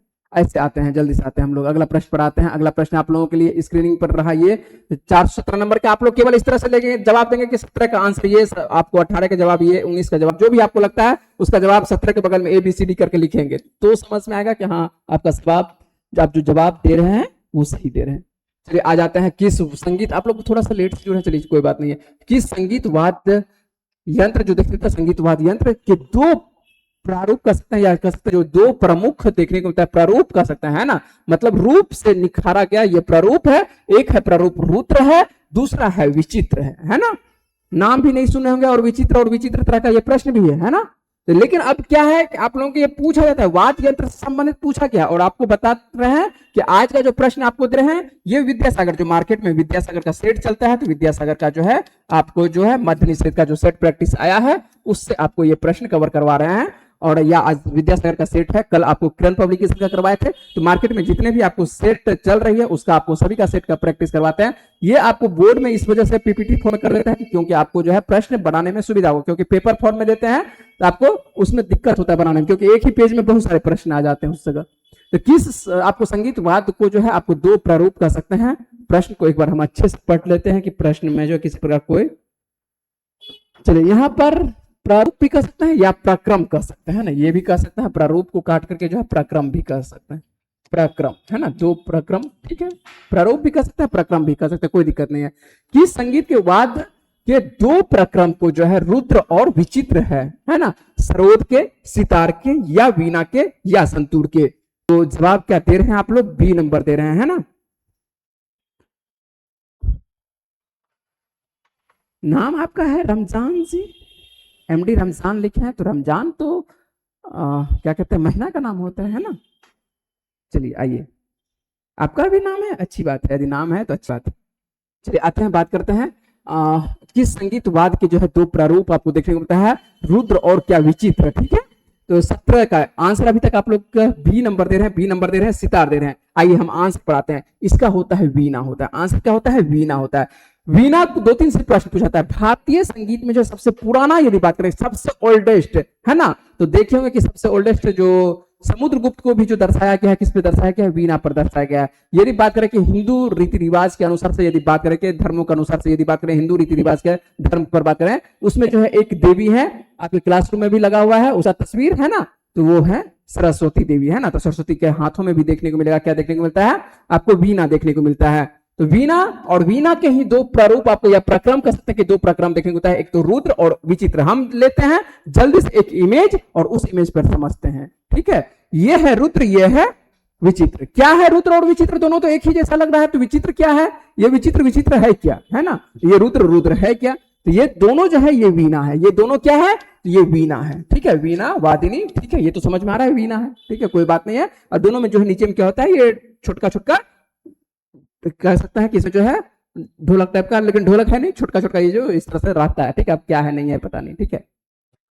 अब आप यह समझने का एक प्रयास करते हैं कि ये क्या है, आपको बताते हैं, रुद्र है, ये क्या है, विचित्र है। दोनों को समझ लीजिए, दोनों प्रश्न आया हुआ है, इस वजह से समझाने का प्रयास कर रहे हैं। ऐसे आप याद तो कर लेंगे लेकिन हो सकता है कि भूल जाएंगे। लेकिन रुद्र और विचित्र दोनों में अंतर क्या है, और दोनों जब है वीणा का ही रूप है तो अंतर क्या है। तो अंतर यह क्या है कि रुद्र जो देखने को मिलता है या पुराना जो जमाना हुआ करता था उसमें जो है, इसमें देखेंगे कि स्टील का यहाँ पर जो है धातु लगा हुआ है। क्या लगा हुआ है? ये धातु का, ये जो तार जो मानसिक टाइट क्या किया है, इस तार के बीच बीच में क्या होती है, धातु का लगा हुआ रहता है। ठीक है, तो ये ओल्डेस्ट है। और नया जो ये विचित्र आया है, ये विचित्र क्या है, थोड़ा सा एडवांस है, नया टेक्नोलॉजी है ना। देख रहे हैं, इस आकृति भी आपको ये खूबसूरत देखने को मिलता है। ये आकृति थोड़ा सा ओल्डेस्ट आकृति है, मतलब थोड़ा सा पुराना है, और इसको जो है कंधे पर लेके, कंधा पर लेके जो है बजाया था। आप देखेंगे गौर करिएगा तो सरस्वती के कंधे पर आपको रखा हुआ रहता है, हाथ पर जो है कंधे पर हाथ इसको रख के बजाया जाता है। जबकि विचित्र जो है इसको रखकर धरती पर कर सकते, धरती पर रखने का आप किसी भी सामग्री पर इसको आगे रख सकते हैं पूरी तरह से। और जो है यहाँ पर देख रहे हैं एकदम एक समान आपको रखा गया, इसको थोड़ा सा टेढ़ा करके रखा गया, मतलब इसको कंधे पर रख के बजाया जा सकता है, इसको जो है नीचे में रख के फर्श पर जो है रख के बचा सकते हैं। और ये एडवांस है, ठीक है, ये है नया टेक्नोलॉजी, इसमें जो है धातु का प्रयोग नहीं किया गया है। ठीक है, यहाँ पर जो धातुओं का प्रयोग है वो धातु का, यही दोनों अंतर है, कुछ अंतर नहीं है। ये थोड़ा सा का जो है ये नया है, नया टेक्नोलॉजी प्रयोग किया गया है, ये क्या है, पुराना है। कोई भी वाद्य यंत्र में क्या होता है, धीरे धीरे जो उसमें जो है यदि टेक्नोलॉजी आती है तो एडवांस करने का प्रयास रहता है। तो यहाँ पर भी विचित्र क्या है, थोड़ा सा नया है, और रुद्र जो है थोड़ा सा पुराना बेचारा है ना, कोई दिक्कत नहीं है। और दोनों जो है वीणा का रूप ही है। इसी वजह से प्रश्न को अच्छे समझेंगे, उम्मीद है कि आप समझ चुके होंगे, और अब बनेगा भी आने वाले दिनों में यदि आपसे पूछ दिया तो। स्वतंत्रता के पूर्व जो है स्वतंत्रता के पूर्व जो है स्वतंत्र में बड़ी राज्यों को किसने, क्या सही लिखा है प्रश्न? स्वतंत्रता के पूर्व कितने नंबर का प्रश्न है? 418 नंबर का प्रश्न, 400। चलिए, स्वतंत्रता के पूर्व जो स्वतंत्र से जो है बटी राज्य, स्वतंत्र से जो है वही लिखा ना यहाँ पर, गरे थोड़ा सा गरे है, बटी राज्य होनी चाहिए है ना। स्वतंत्रता से जो बटी राज्यों को जो है क्या लिखा हुआ है, बटी राज्यों को किसने, राजाओं के द्वारा स्वतंत्र, किसने, राजाओं के द्वारा जो स्वतंत्र रूप से जो है घोषित राज्य को जो है भारतीय संघ में जो है शामिल किया है। चलिए ठीक है, अब प्रश्न से यहाँ पर बड़ी नहीं होनी चाहिए, ठीक है, ये बटी होनी चाहिए ना, जो विभाजन, बंटवारा कर सकते हैं कि विभाजन। स्वतंत्रता के पूर्व जो है स्वतंत्र में है ना, जो पूर्व स्वतंत्र में जो है बटी राज्यों को जो है किसने जो है राजाओं के द्वारा जो है स्वतंत्र रूप से जो है घोषित राज्य को जो है भारतीय संघ में जो है शामिल किया गया है। ये स्वाभाविक बात है कि बहुत सारे राज्य अलग अलग विभाजित होते हैं स्वतंत्रता के पूर्व, और यहां पर उसके बाद क्या देखने को मिलता है कि उसके बाद जो आपको देखने को मिलता है, ये किसके द्वारा, सरदार वल्लभ भाई पटेल क्या करते हैं, सभी को जो है मिलाने का प्रयास करते हैं। कुछ रियासत जो है जिसमें कि जम्मू कश्मीर, और जम्मू कश्मीर के साथ साथ आपको देखने को मिलता है हैदराबाद के देखने को, जूनागढ़ देखने को मिलता है, ये सभी थोड़ा सा क्या होता है, बाद में इसको मिलाया जाता है ना। किसी को जो है जन्म संग्रह से, किसी को जो है सैन्य कार्रवाई के द्वारा, किसी को जो है विलय पत्र के द्वारा जो है मिलाया जाने का प्रयास रहता है। तो यह तो मिल तो सभी जाता है, ठीक है। तो आंसर आपका हो जाएगा कौन सा, सी नंबर आंसर। आसान सा जवाब है ना, कोई दिक्कत नहीं, सभी जानते होंगे, और जवाब आसान सा है। 419 का है कि किसने कहा था कि किसे राष्ट्र के लिए जो है राजनीतिक स्वतंत्रता जो है प्राणवायु है। किसने कहा था कि किसे राष्ट्र के लिए जो है राजनीतिक स्वतंत्रता का जो है प्राणवायु है ना। किसने कहा था, हाँ ठीक है, किसी राष्ट्र के लिए जो है राजनीतिक स्वतंत्रता का। थोड़ा सा प्रश्न आज हमको देखना पड़ रहा है क्योंकि जो है टाइपिंग जो है इधर उधर हुआ है। चलिए कोई बात नहीं, राष्ट्र के लिए जो है राजनीतिक जो है स्वतंत्रता प्राणवायु है, बिल्कुल ठीक है, राजनीतिक स्वतंत्रता प्राणवायु है। ये कथन जो है किसके द्वारा कहा गया, और आपका कमेंट भी हम ले लेते हैं जल्दी से। अंजलि कुमारी जी इससे पहले का जवाब दिए हैं, आप सी दिए हैं। उसके बाद जगदीश सिंह पहली बार आज दिखाई पड़ रहे हैं, मेरे वर्ग में दिखाई पड़ रहे हैं, मतलब मेरे लाइव क्लास में दिखाई पड़ रहे हैं। केवल सर लिखे हैं, उसके आगे कुछ तो लिखिए, जवाब तो लिखिए, ठीक है। और चलिए अंजलि जी, इससे पहले का जवाब जो है बिल्कुल ठीक है, और आपका जवाब अभी जो है आप दिए इससे पहले 418 का जवाब बिल्कुल ठीक है। यहाँ पर आता है 419 का जवाब देने का प्रयास करेंगे। किसने कहा था कि किसे जो है राष्ट्र के लिए जो है राजनीतिक स्वतंत्रता को जो है प्राणवायु है। आप लोगों को एक तरह से जो है क्यूज के फॉर्म में ये दे रहे हैं कि आप थोड़ा सा यदि जान रहे हैं तो जवाब देने का प्रयास करिए, है ना। इससे क्या होगा, यदि जानते हैं तो आपका जो है और अच्छी बात है, थोड़ा सा क्या होगा, तैयारी आपकी अच्छी होती जाएगी, है ना। किसने कहा था, यदि नहीं जान रहे हैं तो आइए हम बात कर लेते हैं, है ना, कि किसने कहा था कि किसी राष्ट्र के लिए जो है राजनीतिक स्वतंत्रता का जो है प्राणवायु है। यह कथन कहा गया था अरविंदो के द्वारा कहा गया था, अरविंद घोष के द्वारा कहा गया था। यह कथन किसके द्वारा, अरविंद घोष के द्वारा। आंसर हो जाएगा बी नंबर। आप लोग हो सकता है कि नहीं जानते होंगे, कथन सब जो है आप लोग को नहीं पढ़ाया जाता है, तो कुछ कथन जो नहीं जानते हैं उसको कॉपी में आप लिख करके रख लेंगे, है ना। आसान असर कथन तो सभी को जानते हैं, जो महात्मा गांधी के हैं, सुभाष चंद्र बोस के हैं, ये सब कथन, लेकिन ये सब कथन आपको जल्दी किताबों में नहीं मिलता है, और जो किताबों में जल्दी ना मिलता है वही कथन तो आपको परीक्षा में परेशान करता है। चलते हैं अगले प्रश्न पर, और अगला प्रश्न आपके स्क्रीन पर है। ये किस गुप्त शासक ने जो है आक्रमणकारी हुनों से जो है अपने साम्राज्य की जो है सफलतापूर्वक जो है रक्षा की है? तो ऐसा कौन सा मानक्षेत्र की गुप्त शासक है जो कि आपको स्कंदगुप्त या चंद्रगुप्त प्रथम या चंद्रगुप्त द्वितीय या समुद्रगुप्त? तो गुप्त शासक जो है आक्रमण जो है किससे? हुनों से। जो हुन जो है आक्रमण करता है उससे सफलतापूर्वक जो है रक्षा करते हैं, ये किसके द्वारा? ये आंसर हो जाएगा कौन सा? स्कंदगुप्त हो जाएगा। आंसर देंगे आप लोग। जब तक आंसर नहीं देंगे तब तक हम आगे बढ़ते हैं। आंसर आपका ए नंबर होता चल जा रहा है। अगले प्रश्न पढ़ लेते हैं और अगला प्रश्न जो है आपके लिए है अरावली पर्वत जो है श्रृंखला। अरावली पर्वत देख रहे हैं, अरावली पर्वत श्रृंखला निम्नलिखित नदी प्रणाली से जो है द्विविभाजित आपको देखने को मिल रहा है। द्वि आपको प्रभाजित लिखा हुआ है, द्विविभाजित कर सकते हैं, द्विविभाजित या प्रभाजित सही लिखा हुआ है? क्या लिखा हुआ है? द्विविभाजित होनी चाहिए, प्रभाजित नहीं होनी चाहिए। द्विविभाजित, वही प्रभाजित हम लिख देते आपको, द्विविभाजित है ना। थोड़ा सा टाइपिंग जो है आपको आज थोड़ा सा देखने को मिल रहा है, इसको टाइपिंग को जो है चेक नहीं किया है, इस वजह से ये दिक्कत हो रहा है कि अरावली पर्वत श्रृंखला जो है निम्नलिखित नदी प्रणाली से जो है द्विविभाजित आपको होती है। तो द्विविभाजित होती है चंबल से या सरस्वती से या चंबल या साबरमती या नर्मदा या मानस या लूनी या मानस। जल्दी से जवाब देने का प्रयास करेंगे। आंसर कौन सा होगा आप लोगों के लिए? ये जवाब है आप लोग बनाने का प्रयास करेंगे और रोशन कुमार जी का आंसर आ रहा है सी नंबर। ठीक है, उसके बाद जो है आनंद सिंह, स्कंदगुप्त बिल्कुल सही दे रहे हैं, आंसर बिल्कुल सही दे रहे हैं। और उसके बाद आप दे रहे हैं आनंद सिंह जी है जवाब दे रहे हैं लूनी और मानस। थोड़ा सा आनंद जी थोड़ा सा जवाब सुधार करने का प्रयास करेंगे, कोई बात नहीं है, आप गौर करिएगा, है ना। हम लोग इस पे चलते हैं। अरावली पूछ रहा है कि अरावली, अब जब आप लोगों को यदि गलत हुआ है तो हम थोड़ा सा इस पे रुकेंगे, ठीक है ना। अभी तक जो है कोई आंसर सही नहीं दिया है। उसके बाद यदि क्या कहते हैं रोशन कुमार जी आंसर दे रहे हैं सी नर्मदा मानस। ठीक है, तो ये भी नहीं होगा, नर्मदा और मानस ये भी नहीं होगा, लूनी और मानस ये भी नहीं होगा, है ना। होगा क्या? अरावली पर्वत से बात कर रहा है कि अरावली पर्वत श्रृंखला को जो है निम्नलिखित नदी जो है प्रणाली जो है द्विविभाजित कर रही है। अर्थात यदि अरावली यहां से मान लेते हैं कि अरावली इस जगह से इस जगह चल रही है, एक नदी मान लेते हैं कि चलेगी किधर चलेगी? एक नदी चलेगी आपको किधर? तो पश्चिम की ओर चलेगी। एक नदी चलेगी किधर? पूर्व की ओर चलेगी। ऐसी कौन सी नदी है कि जो पश्चिम पूर्व मतलब कि अरावली को दो भागों में विभाजित कर दे रही है? तो ऐसी नदी है आपको कौन सी नदी है? चंबल और साबरमती। कौन सी नदी है? चंबल और साबरमती। हो सकता है कि आपसे ना बना हो, हम जो है इस प्रश्न को जो है ये आप तो प्रश्न सुधार कर लेंगे। उसके बाद है इसका आंसर क्या हो जाएगा? बी नंबर आंसर होगा। हम आपको एक बार समझाने का प्रयास करते हैं, यदि हम इमेज लिए होंगे तो आपको समझाने का प्रयास करते हैं एक इमेज से। चलिए इमेज है मेरे पास और इमेज है तो हम इस इमेज से समझाते हैं। ये आपको पर्वत जो है आपको देखने को मिल रहा है क्या? अरावली पर्वत है ना। और अरावली पर्वत से भी कुछ नदियां जो है मान के लिए प्रमुख नदी तो आपको लूनी, माही, साबरमती है ना, बनास, ये तो सुने होंगे नाम, ठीक है। और कुछ जो है आप हो सकता है कि ना सुने होंगे, और तो कोई ना सुने तो कोई बात नहीं, लेकिन चंबल सुने होंगे, बनास सुने होंगे, है ना। और ये जो कोठड़ी भी आप हो सकता है कि नहीं सुने होंगे, ठीक है। गंभीरी हो सकता है ये भी ना सुने होंगे, चलिए कोई बात नहीं है। बाणगंगा सुने होंगे, बाणगंगा तो सुने होंगे।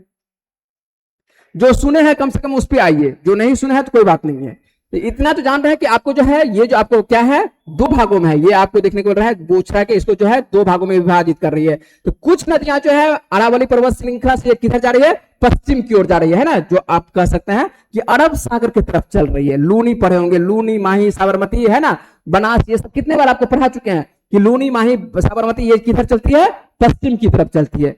और यहीं से अरावली से ही एक आपको नदी निकलते हुए दिखाई पड़ती है। कौन सी नदी निकलते हुए दिखाई पड़ रही है? चंबल दिखाई पड़ रही है। कौन सी दिखाई पड़ रही है? यहां पर जो आपको चंबल देखने को मिल रहा है, ये जो चंबल देखने को मिल रहा है, चंबल देखने को मिल रहा है, ये चंबल कहां जा रही है? ये चंबल जा रही है अंतिम अवस्था कह सकते हैं किसमें मिल जाती है? यमुना में मिलती है। और यमुना फिर से क्या कहते हैं किसमें मिल जा रही है? गंगा में मिल जा रही है। अर्थात यह जो नदी है आपको देखने को मिलेगा कि किधर जा रही है? बंगाल की खाड़ी की तरफ चल रही है। चंबल नदी अंतिम अवस्था में जब गंगा में मिली तो किसमें मिली? बंगाल खाड़ी में पहुंची, तो बंगाल की खाड़ी की तरफ चली, ठीक है। जबकि लूनी, माही, इसी वजह से इसको दो अलग अलग भाषा में इसको चेंज किया गया। और यहां पर देखते हैं तो द्विभाजित की गया। और अब आपको जो आंसर दे रहे थे, लूनी तो ठीक है, लूनी तो मान के पश्चिम की तरफ चले, लेकिन यदि जवाब दिए हैं आप सब कौन जवाब दिए हैं थे? लूनी और मानस, ये आनंद सिंह जी जवाब दिए थे। तो आनंद जी आप जवाब थोड़ा सा देख लीजिएगा। लूनी तो आपके लिए एक ठीक है, लेकिन यदि बात करें कि ये मानस, तो मानस अरावली से थोड़ी निकल रही है, ये तो आपको तिब्बत के पठार या तिब्बत की तरफ चले जाएंगे। और ये मानस जो है कहां पर है? असम में है ना। ये कहां पर है? ये असम में है, ठीक है। और नर्मदा, और यहां पर मान के चलिए कि नर्मदा तो ये आपको देखने को मिलता है, तो ये आपको मध्य प्रदेश के पास से, ठीक है। तो ये अलग है, जबकि मानस ये भी फिर से चला जा रहा है कहाँ, असम चला जा रहा है, तो यहाँ पर ये भी नहीं होगा। आंसर केवल होगा आपको ये। उसके बाद सरस्वती नदी, तो मान के चलिए कि ये जो सरस्वती नदी, तो वैसे चंबल तो ठीक है, सरस्वती नदी जो है वर्तमान में ऐसी कोई नदी है नहीं, है ना, सरस्वती नदी वर्तमान में कोई नदी है नहीं, ठीक है, सिर्फ नाम का नदी है ना। गंगा यमुना सरस्वती का संगम है कहां पर, प्रयाग। प्रयाग कहां पर, यहाँ प्रयाग नहीं बोलते हैं, इलाहाबाद को प्रयाग बोलते हैं, प्रयागराज।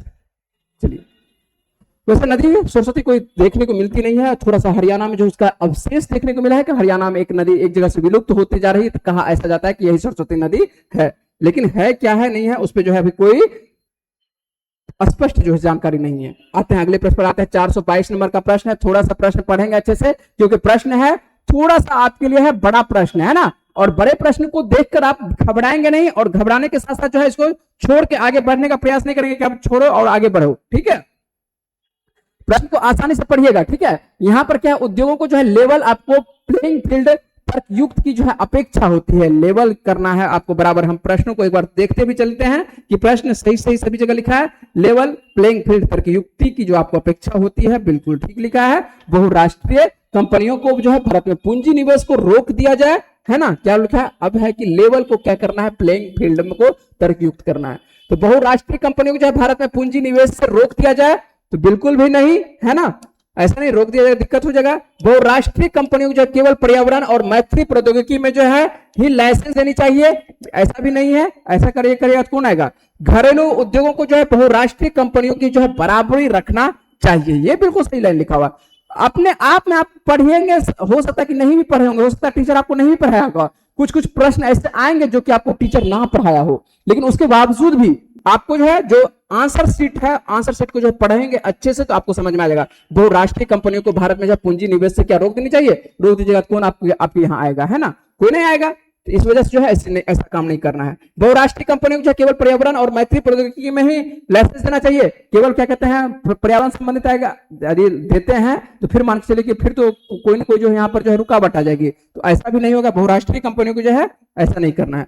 घरेलू यदि मानते कि घरेलू जो उद्योग है उसको जो है बहुराष्ट्रीय कंपनियों को जो है बराबर में जो है रखना चाहिए, मतलब कि घरेलू उद्योग को क्या करना है, बढ़ावा देने की कोशिश करनी चाहिए राज्यों को। घरेलू उद्योग जो है प्राथमिकता देनी चाहिए, है ना, ये भी दे सकते हैं, घरेलू उद्योग को प्राथमिकता दे सकते हैं, लेकिन यदि सी नंबर नहीं रहता तब हम डी पर आंसर आ सकते थे, लेकिन डी से भी उचित आंसर मेरा क्या है, सी नंबर आंसर है ना, क्योंकि बहुराष्ट्रीय से है। लेवल क्या है, क्या करना है, लेवल प्लेइंग फील्ड करना है, और लेवल प्लेइंग फील्ड किसमें, तो घरेलू उद्योग और बहुराष्ट्रीय कंपनी दोनों को जो है बराबर करने के लिए, लेवल क्या करना है, बराबर करने के लिए। इसलिए एक लाइन नीचे से जो है आंसर सटीक नहीं आ रहा है, जबकि लेवल प्लेइंग फील्ड तर्कयुक्त अपेक्षा होती है क्या, कि घरेलू उद्योग को जो है बहुराष्ट्रीय कंपनियों को जो है बराबरी में रखना है। आंसर उचित आंसर क्या होगा, सी नंबर उचित आंसर होगा।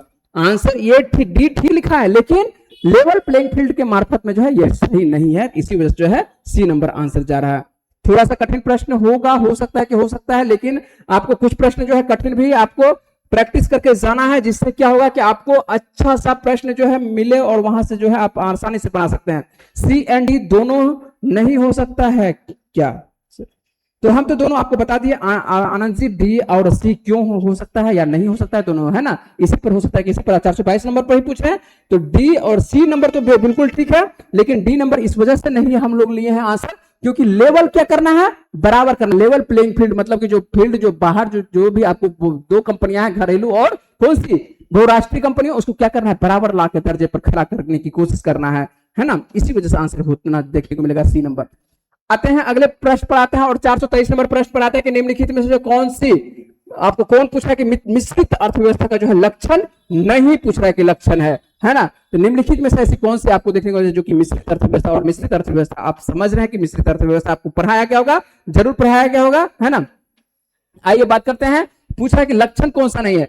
कुछ क्षेत्रों को जो है सार्वजनिक क्षेत्रक पूंजी निवेश के जो है लिए सुरक्षित रखना, कुछ क्षेत्रों को बोल रहा है, कुछ क्षेत्रों को जो है सार्वजनिक क्षेत्र के रूप में जो है पूंजी निवेश के लिए सुरक्षित रहना। कुछ क्षेत्र हम लोग सार्वजनिक के लिए रखे हुए हैं, बिल्कुल भारत सरकार रखा हुआ है, कुछ सार्वजनिक क्षेत्र और कुछ जो है प्राइवेट क्षेत्र, दोनों भारत सरकार के पास है ना, कुछ क्षेत्रों को क्या है, सार्वजनिक क्षेत्र के पूंजी के निवेश के लिए क्या रखना है, सुरक्षित रखना है, तो बिल्कुल आपको कह सकते हैं बिल्कुल ठीक है।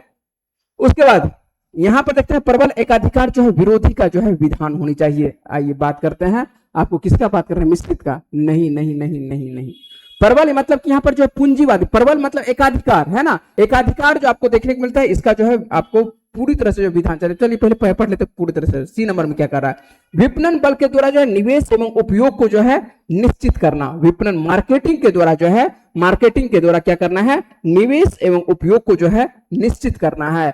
ठीक है, निश्चित करने का मतलब है कि दोनों को सही करना है, मार्केट को सही करना है, निवेश उपयोग को, बिल्कुल सही है।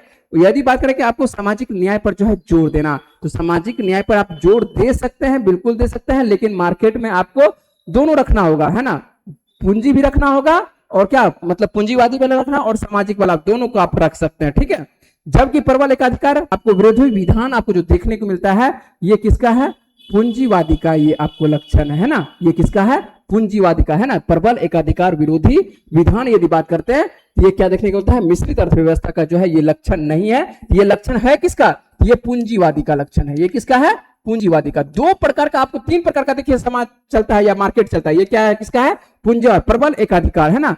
तो प्रबल एकाधिकार कर सकते हैं कि जिसके पास पावर है, पैसा है, आप जो है पूरी तरह से जो है पूंजीवादी एकाधिकार आप कर सकते हैं, विरोधी विधान। तो ये लक्षण इसका नहीं है, इसके अलावा जो है सभी लक्षण आपको आता है। तो आंसर आपका कौन सा हो जाएगा, बी नंबर। तीन प्रकार का मार्केट आपको देखने को मिलता है। एक तो आपके लिए लिखा हुआ है मिश्रित, जो कि हम लोग का भारत वाला क्या है, मिश्रित अर्थव्यवस्था के अंतर्गत है। दूसरा आपको देखने को मिलता है पूंजीवादी, जिसमें कि जो है इसमें जो क्या पूंजी वाला, केवल जो है यहाँ पर पूंजी, मार्केट यहाँ पर जो है किसी भी दाम को जो है निर्णय करता है। उसके बाद देखने को मिलता है एक समाजवादी देखने को मिलता है, क्या देखने को मिलता है, समाजवाद देखने को मिलता है। समाजवाद कर सकते हैं इसी को, या हम साम्यवाद कर सकते हैं।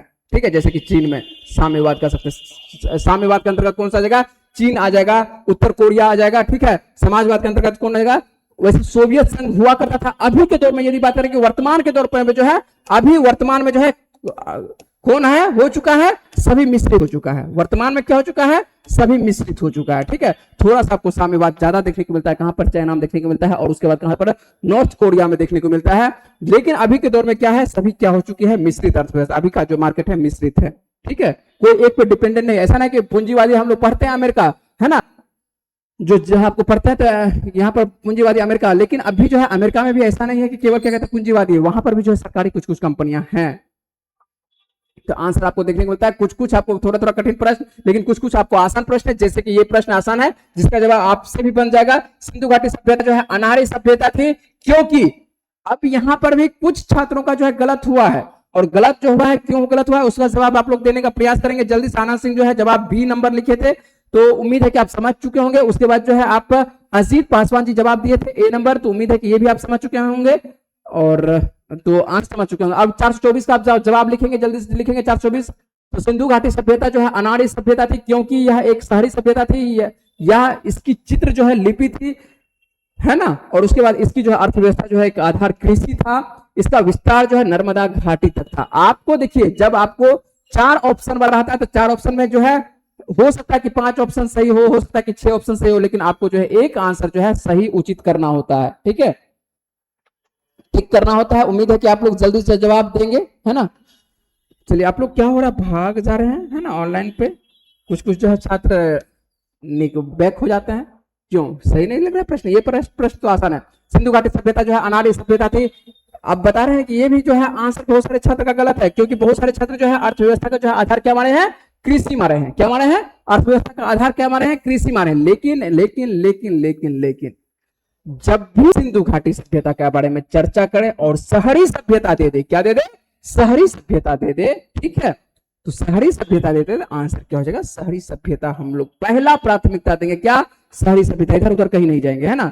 ये सिंधु घाटी सभ्यता जो है विश्व की कह सकते हैं कि पहली ऐसी सभ्यता है। बहुत सारी सभ्यता हम लोग को देखने को मिलता है, मेसोपोटामिया का सभ्यता देखने को मिलता है, ठीक है।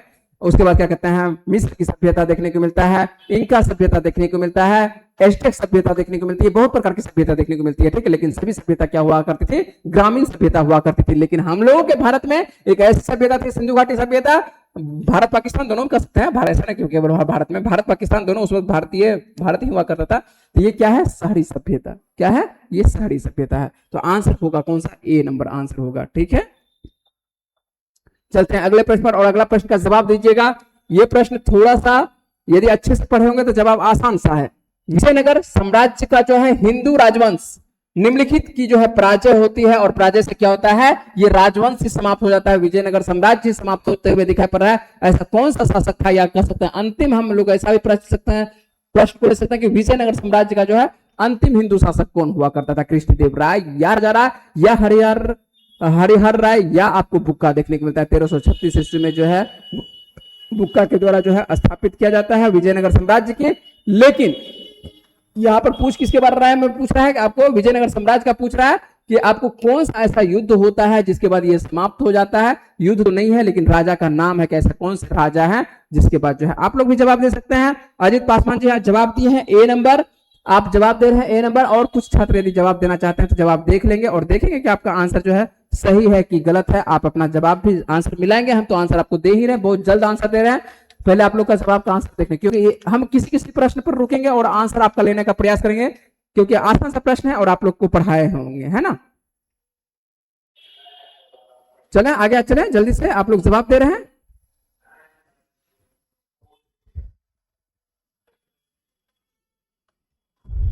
चलिए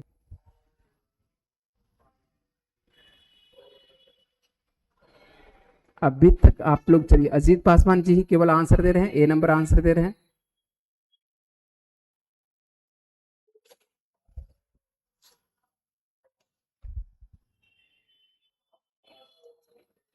चलिए आ जाते हैं हम लोग, आ जाते हैं। आप लोग अब बहुत इंतजार कर चुके हैं, ठीक है। चलिए सबसे पहले हम लोग देखते हैं, एक युद्ध होता है और उस युद्ध को बोला जाता है तालिकोटा का युद्ध बोला जाता है। कब होती है? 1565 में आपको देखने को मिलता है कौन सा? तालिकोटा का युद्ध। ये तो जानते होंगे तालिकोटा का युद्ध, तो आप लोग पढ़े होंगे कि तालिकोटा का युद्ध कब होती है, तो 1565 में होती है। ऐसा कोई दिक्कत नहीं तालिकोटा के युद्ध में, है ना। और यहाँ पर जो है सदाशिव राय सब रहते हैं, सदाशिव राय सब नेतृत्व करते हैं, ठीक है। लेकिन उसके बाद आपको देखने को मिलता है, क्या देखने को मिलता है? बीजापुर, अहमदनगर और गोलकुंडा और बरार। बीजापुर, अहमदनगर, है ना, गोलकुंडा, नाम सुने होंगे सभी का, गोलकुंडा, उसके बाद बरार। ये चारों जो है एक गुट बना लेता है। ये क्या बोलता है? चारों जो है एक साथ लड़ता है, ठीक है। और इधर से ये सब विजयनगर साम्राज्य वाला बचता है एक तरफ, ये बचा विजयनगर साम्राज्य, है ना। और जब ये चारों मिल गया और इधर बेचारा एक बचा, और इधर का जो नेतृत्व आपको कर रहा है, ये जो कर रहा था अंतिम में कर रहा, कौन सा कर रहा था? यहाँ पर राम राय भी कहते हैं, राम राय या राजा राम, राजा राम नहीं, राम, ये क्या कहते हैं? राम राजा कह सकते हैं या राम राय कह सकते हैं ना। पहले राजा नहीं लगाना है, राम राजा कह सकते हैं, राम राजा कह सकते हैं, लेकिन राजा राम नहीं कहेंगे, राजा राम कहेंगे तो उल्टा हो जाएगा। तो राम राजा कह सकते हैं या राम राय कह सकते हैं, कोई दिक्कत नहीं है। जैसे हम लोग यहाँ पढ़ते हैं कृष्ण देव राय, उस तरह से राम राय, ठीक है। और इस युद्ध में क्या होता है? ये अहमदनगर के एक और आपको होते थे हुसैन निजाम होते हैं ना, हुसैन निजाम। और ये जो है हुसैन निजाम क्या करता है? इसको जो है मार देता है। किसको मार देता है? इसको, राम राय को मार देता है। और इसी वजह से जो है अंतिम यहाँ पर देखने को मिलता है, बेचारा यही बचता है ना। कौन बचता नहीं है, इसको तो मार ही देता है, इसका वध कर देता है, ठीक है। तो इसको किसको? राम राजा को। किसको करता है? राम राजा को। इससे ज्यादा आप लोग को पढ़ाया जाएगा, टीचर के द्वारा पढ़ाया जाएगा। हम केवल आंसर पढ़ाते हैं कि विजयनगर साम्राज्य का जो हिंदू राजवंश जो है निम्नलिखित में से पराजय में से जो है आपको समाप्त हो जाता है। ये विजयनगर साम्राज्य कब देखने को मिलता है? ये राम राजा के शासनकाल में। और ये आपको तालिकोटा के युद्ध भी कह सकते हैं इसको। ये बीजापुर, अहमदनगर, गोलकुंडा, बरार और विजयनगर के साथ जो है युद्ध होता है। ये चारों एक साथ गुट बना लेता है, जबकि विजयनगर हो जाता है, अलग हो जाता है ना। और इसी वजह से जो है यहाँ पर जो है इसकी पराजय आपको देखने को मिलती है। आंसर आपका कौन सा हो जाएगा? B number. यदि आप आंसर दे रहे थे अजीत जी, तो उम्मीद है कि समझ चुके होंगे। और प्रकाश कुमार मंडल जी दे रहे हैं। चलिए, बहुत बड़ा नाम लिखे हैं, चलिए कोई बात नहीं है। तो प्रकाश कुमार जी आप समझ चुके होंगे। अजीत कुमार जी है, आपका आंसर अब जो है आपका बिल्कुल अब सही, आप जवाब दे रहे हैं, बी नंबर आंसर दे रहे हैं, ठीक है। चलते हैं हम लोग अगले प्रश्न पर, बहुत हो चुका है, ज्यादा नहीं चलेंगे, है ना। यहाँ पर देखिए आपके लिए कुछ लिखे भी थे लाइन, और इस लाइन को जो है आपको एक बार रिवीजन भी करवा देते हैं। तो ये विजयनगर साम्राज्य के अंतिम महत्वपूर्ण शासक कार्यवाहक आपको अरविडो वंश के संस्थापक थे। और 23 जनवरी आपको 1565 में क्या होती है? तालिकोटा का, इसको जो है राक्षस तांगरी के युद्ध के नाम से भी जानते हैं, है ना। बीजापुर, गोलकुंडा, अहमदनगर आपको बीदर देखने को मिलता है ना। बरार के बीदर, बरार इसको पढ़ते हैं। और संयुक्त सेना जो है विजयनगर को क्या कर देता है? पराजित कर देता है। और इस युद्ध में क्या होता है? राम राजा को जो है पकड़ लिया जाता है और उनका कर दिया जाता है, वध कर दिया जाता है, जिससे क्या होता है? साम्राज्य का जो होता है वैभव समाप्त होता हुआ दिखाई पड़ता है ना। ये वैसे हम आपको समझा चुके हैं। चलते हैं अगले प्रश्न पर। और अगला प्रश्न आपके लिए है, स्क्रीनिंग पर रहा ये, किस प्रकार की जो है मिट्टी में जो है कार्बनिक पदार्थों की जो है अधिकता होती है। तो कार्बनिक पदार्थों की अधिकता आपको देखने को मिलता है। ऐसी कौन सी मिट्टी है जिसमें कार्बनिक पदार्थों की अधिकता होती है। और आपका जो सुबह में जो है आंसर शीट जो आपको करवाया गया है उसका जवाब क्या था, गलत था, है ना। आंसर शीट में जो है, आंसर शीट जो आपको किताबों का जो आंसर था उसमें जवाब गलत था, है ना। उसमें जो है जलोढ़ करवाया गया था, उसमें जलोढ़ करवाया गया था, लेकिन जलोढ़ जो है आंसर होगा नहीं, ठीक है। तो आंसर होगा क्या, आंसर उचित आंसर क्या होगा, जवाब जो है उचित आंसर जल्दी से बताएंगे कि उचित आंसर क्या होगा। यदि आप लोग हैं ऑनलाइन तो जल्दी से बताएंगे। अभी तक जो है आपका जवाब नहीं आया है ना, कि किस प्रकार की मिट्टी में जो है कार्बनिक पदार्थों की जो है अधिकता आपको देखने को मिलती है। तो ये कौन सी मिट्टी होती है, तो ये होती है आपको पीट जो देखने को मिलता है, पीट, है ना। तो ये कौन सी मिट्टी है आपको जिसमें की कार्बनिक पदार्थों की अधिकता देखने को मिले, ऐसी मिट्टी है कौन सी, पीट मिट्टी है। ऐसी कौन सी मिट्टी है, तो ये पीट मिट्टी है। तो आंसर कौन सा बन जाएगा, ए नंबर आंसर बनेगा। और पीट मिट्टी यदि देखना चाहते हैं तो ये आप देख रहे हैं, इसमें जो कार्बनिक पदार्थों की थोड़ा आपको ब्लैक है ना, ब्लैक किस आपको देखने को मिल रहा है। तो ये मिट्टी जो है थोड़ा ब्लैक, क्योंकि कार्बनिक पदार्थ की मात्रा क्या है, अधिक है इसमें, इसकी वजह से जो है ये पीट मिट्टी आपको देखने को मिलती है। कार्बनिक पदार्थों की अधिकता की वजह से जो है थोड़ा सा ब्लैक आपको ज्यादा काला काला मिट्टी आपको देखने को मिलती है ना। चलिए अगले बात पर करते हैं। मौलिक अधिकारों को, मौलिक अधिकारों से आपको फिर से दे रहा है प्रश्न, है ना, कि मौलिक अधिकारों का प्रमुख उद्देश्य क्या है, क्या कारण है जो मौलिक अधिकारों का प्रमुख उद्देश्य दिया है, कि उद्देश्य ऐसा क्या है मौलिक अधिकार का, जो मौलिक अधिकार हम लोग को मिला है, क्यों दिया है मौलिक अधिकार, है ना। तो मौलिक अधिकार क्यों दिया है बातचीत करेंगे। आंसर आप दे रहे हैं, जवाब दे रहे हैं बी नंबर जवाब दे रहे हैं, अजीत जी जवाब दे रहे हैं ना। तो अजीत जी जवाब दे रहे हैं, बी नंबर दे रहे हैं, पिछले प्रश्न का जवाब दे रहे हैं यदि बी नंबर, तो आंसर आपको तो करवा दिया। पीछे का क्या है, पीछे का आप ए नंबर आंसर होगा, ए नंबर आंसर होगा 426 का ए नंबर, इसलिए नंबर आपको बोले थे लिखने के लिए कि 26 नंबर का आंसर क्या होगा, ए नंबर होगा, पीठ होगा आंसर, ठीक है। यदि आप सी नंबर, अभी सी नंबर किसका, इसका दे रहे हैं। चलिए यहाँ पर उम्मीद है कि आप 427 का जवाब दे रहे होंगे, ठीक है। अजीत जी 427 का जवाब दे रहे हैं। और यदि 427 का जवाब दे रहे हैं, देख लेते हैं कि मौलिक अधिकारों का जो प्रमुख उद्देश्य यदि देखते हैं, अब देखते हैं कि समाज में जो है समाजवादी ढांचे को जो है बढ़ावा देना, ठीक है, व्यक्तिगत जो स्वतंत्रता को जो है सुनिश्चित करना, यदि बात करें कि न्यायपालिका की स्वतंत्रता को जो है क्या करना है, सुनिश्चित करना, और राष्ट्रीय हितों को जो है क्या करना है, सुनिश्चित करना। अब आपको समझना है आपको क्यों मिला है, आपको क्यों मिला है मौलिक अधिकार, है ना। जवाब तो आसान सा है कि आप क्यों मानक की मौलिक अधिकार जो है आप उसका क्या कर सकते हैं, पढ़ने का अधिकार है। तो क्या आपको सुप्रीम कोर्ट कुछ कर रहा है, न्यायपालिका कुछ करवा रही है, या समाज आपको कुछ करना पड़ा है। यदि मान लेते हैं कि ऐसा पढ़े ना कि बच्चों को जो है बहुत सारा अधिकार है, धार्मिक, चलिए धार्मिक अधिकार, धार्मिक अधिकार आपको समझ में आसान आता है। तो धार्मिक 25 से 28 में दिया है, ये भी क्या है, मौलिक अधिकार है, स्वाभाविक बात है। और 25 पर, हम केवल 25 पर बात करते हैं। 25 में क्या कहा गया है कि आपको जो है आप धर्म को जो है मान सकते हैं, जिस भी धर्म को मानना है मानिए, कोई दिक्कत नहीं है। यदि ऐसा भी कर सकते हैं कि आपको धर्म नहीं मानना है तो मत मानिए, कोई आप पर जो है बाधित, आपकी व्यक्तिगत अधिकार है ना, ये व्यक्तिगत स्वतंत्रता है ना, कि कोई आपको बाधित कर रहा है, आपका माता पिता कोई बाधित कर रहा है, या आपका समाज बाधित कर रहा है, या कोई आपको कर रहा है, कोई कुछ नहीं कर रहा। आपको कहीं जाना है, कहीं जाना है घूमने फिरने, तो जाइए, कौन मना किया है, नहीं, व्यक्तिगत आपका जो है ये व्यक्तिगत आपकी स्वतंत्रता है। कुछ बोलना है, आपकी अभिव्यक्ति यदि आपको प्रकट करना है, आर्टिकल 19 के अंतर्गत जो है आप देखते हैं कि आपको अभिव्यक्ति बोल सकते हैं ना। ये सभी जो आपको देखने को मिलता है ये क्या है, मौलिक अधिकार के अंतर्गत आता है, ठीक है। और ये मौलिक अधिकार जो आपको देखने को मिलता है कहां से कहां तक, आर्टिकल 12 से लेके कहां तक, 35 तक आपको देखने को मिलता है, 12 से लेकर 35 तक। और ये सभी क्या है, व्यक्तिगत स्वतंत्रता को ये क्या करता है, सुनिश्चित करता है। तो आंसर आपका हो जाएगा मौलिक अधिकार जो है प्रमुख उद्देश्य क्या है, व्यक्तिगत स्वतंत्रता को है सुनिश्चित करना है। उम्मीद है कि समझे होंगे प्रश्न, और समझे होंगे प्रश्न। तो अब न्यायपालिका आप दे रहे हैं भाई साहब जवाब, अजीत जी जवाब दे रहे थे, आप थोड़ा सा सुधार करेंगे अजीत जी, है ना। आंसर जो है आप समझ चुके होंगे और जवाब जो है समझ चुके होंगे कि आपको जो व्यक्तिगत स्वतंत्रता मिला है, पढ़ने का आपको अधिकार मिला है ना। तो पढ़ने का जो अधिकार मिला है 21 का हम लोग पढ़ते हैं आ रहे हैं कि 21 का एज जो है, जो कह सकते हैं कि 14 वर्ष तक के बच्चों को जो है निःशुल्क शिक्षा जो दी गई है, ये बच्चों का क्या है, मौलिक अधिकार है, ठीक है। माता पिता का भी कुछ अधिकार है, उसके बाद सभी का अधिकार है, लेकिन यहाँ पर जो है 21 के एक अंतर्गत जो है आपको मिला है पढ़ने का अधिकार। 14 वर्ष तक के खास करके बच्चों के बारे में बात कर रहे हैं, है ना। तो ये सभी क्या है, मौलिक अधिकार है, ठीक है। बोलने के अधिकार है, कहीं पर बस जाने के अधिकार है, जो भी अधिकार है सभी आपको देखने को मिलता है। ये आपकी व्यक्तिगत स्वतंत्रता है, ऐसा नहीं कि कोई आपको बाधित कर रहा है, समाज आपको नहीं ढांचे में बाधित कर रहा है, न्यायपालिका नहीं कर रहा है, राष्ट्रहित के लिए ऐसा हम लोग नहीं करते हैं। मेरी ये व्यक्तिगत स्वतंत्रता है कि हम क्या करें ना करें, ठीक है, क्या बोलें, सिर्फ राष्ट्र के विरुद्ध ना बोलें। चलते हैं अगले प्रश्न पर, और अगला प्रश्न आसान सा है। राजा मान सिंह को जो बिहार प्रांत का जो है प्रांतपति नियुक्त किया था, है ना। राजा मान सिंह के बारे में पूछ रहा है कि बिहार का जो है प्रांत, अब जब भी बिहार का यदि आप प्रश्न बनाए, मतलब कि ये परीक्षा देंगे। तो अब तो मान के चलिए कि आपको क्या मद्य निषेध बिहार पुलिस, ये तो हेडिंग लाइन में ही है। तो सीधी सी बात है कि जब आप क्या कहते हैं देंगे एग्जाम बिहार का, तो आपको बिहार में इस तरह का इक्का दुक्का प्रश्न, इक्का दुक्का रहेगा आपको, ठीक है। तो इस तरह से आएंगे और यहां पर जो आंसर आपको देखने को मिलता है कि राजा मान सिंह, है ना, नाम सुने होंगे मान सिंह का, और ये किसका आपको कह सकते हैं कि ये अकबर का, किसका, तो ये अकबर का देखने को मिलता है। कोई दिक्कत नहीं होनी चाहिए, आसानी से, ठीक है। चलिए आगे चलें। तो आंसर आपका हो जा रहा है सी नंबर, ठीक है। उम्मीद है कि आप सी नंबर दे रहे हैं, आज जवाब दे रहे हैं, ठीक है। जल्दी से जवाब देते रहिएगा। चले आगे। चलिए अगला प्रश्न आप लोग की स्क्रीनिंग पर आइए और आप लोग बनाने का प्रयास करिए कि अगला प्रश्न क्या होगा, ठीक है। मुगल शासक जो है जहांगीर जो है 1621 ईस्वी में जो है किसे जो है बिहार प्रांतपति जो है ये नियुक्त किया था।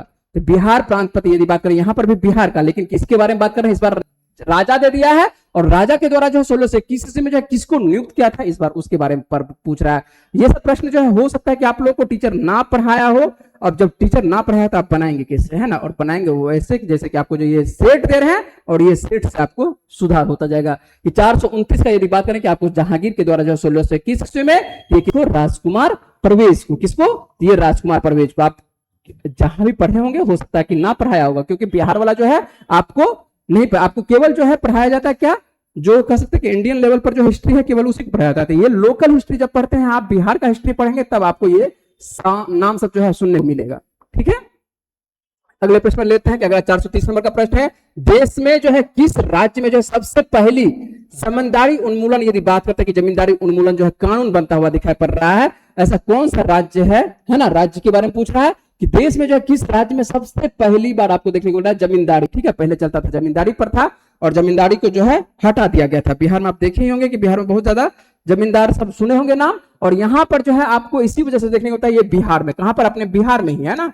और इसकी वजह से जो है भूमि सुधार जो है लाया जाता है। भूमि सुधार कोई जो है पहले जो है संपत्ति का, एक तो संपत्ति का अधिकार हुआ करता था, भूमि भी संपत्ति के अंतर्गत आता था, और कोई व्यक्ति जो है राज्य के लिए अपना जो है भूमि सब प्रदान करता नहीं था। इसी वजह से जो यहाँ पर देखने को मिलता है सबसे पहली बार एक तो जमींदारी को भी हटाया जाता है, और यहाँ पर बिहार में क्या, भूमि सुधार को जो है लाया जाता है। कहां पर, तो अपने बिहार में ही है। बिहार के साथ साथ वैसे मद्रास भी रख सकते हैं, लेकिन मद्रास यहाँ पर आपके लिए दिया नहीं है। आंसर आपके लिए होगा क्या, बिहार, बिहार ही आंसर रखेंगे आंसर, ठीक है। चलते हैं अगले प्रश्न पर, और अगला प्रश्न आपके स्क्रीनिंग पर आइए। भारत में जो संविधान में जो पहला संशोधन किस राज्य के कारण हुआ, है ना, तो किस राज्य के कारण अब पहला भूमि सुधार में आपको देखने को मिलता है ये संशोधन आपको देखने को मिलता है। यहाँ पर संशोधन जो पहला संशोधन देखने को मिलता है ये भी कहां पर देखने को मिलता है, अपने बिहार के कारण से ही होता है ना। यही आपको जो भूमि थी वो कोई देना नहीं चाहता था, ठीक है। और जब कोई देना नहीं चाहता था तो क्या करता है, वहां पर जो संशोधन करने की आवश्यकता पड़ जाती है। तो आंसर क्या देखने को मिलता है, अजीत जी आंसर दे रहे हैं, आंसर आप सी नंबर दे रहे हैं, तो यहां पर होगा कौन सा, डी नंबर आंसर होगा। आपको देखने को मिल रहा है क्या, आपको बिहार देखने को मिल रहा है। उम्मीद है कि आप प्रश्न बनाए होंगे और अच्छे से प्रश्न बना रहे होंगे, है ना। चले आगे चले।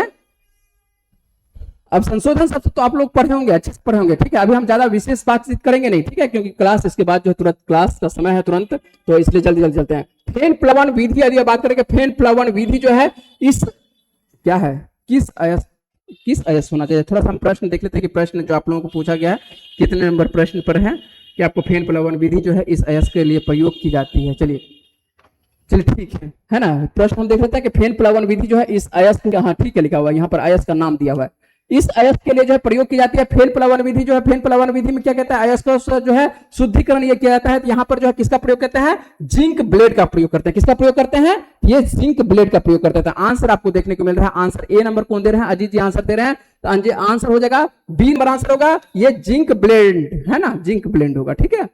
अरे चले आगे आते हैं।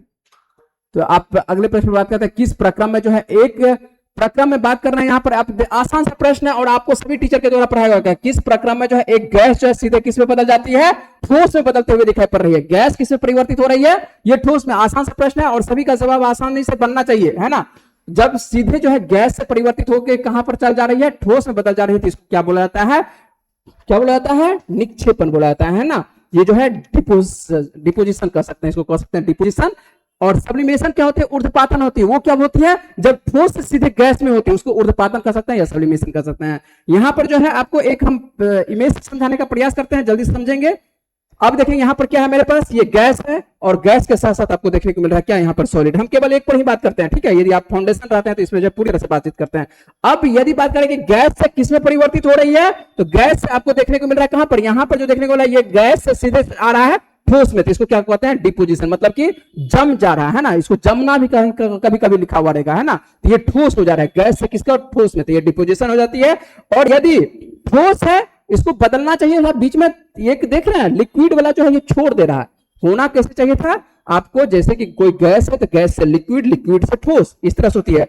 ठोस है तो ठोस से लिक्विड, लिक्विड से किसमें, गैस में परिवर्तित होती है। लेकिन एक को बीच में जब हम रिप्लेस करेंगे तो ये नाम परिवर्तन हो जाता है। तो डिपोजिशन, और डिपोजिशन में क्या होती है, गैस से सीधे ठोस में, जबकि सब्लिमेशन में देखने को मिलती है क्या, इसको ऊर्ध्वपातन बोलते हैं, इसी को ऊर्ध्वपातन बोलते हैं सब्लिमेशन को। ये क्या होती है, जो कपूर वाला सबसे ज्यादा उदाहरण कपूर वाला पूछता है ना, कि सॉलिड क्या होती है, सीधे किसमें परिवर्तित हो जा रही है, गैस में परिवर्तित हो जा रही है। तो आंसर आपका क्लियर हो चुका होगा। चलते हैं अगले प्रश्न पर, और अगला प्रश्न का जवाब आप लोग बताने का प्रयास करिएगा।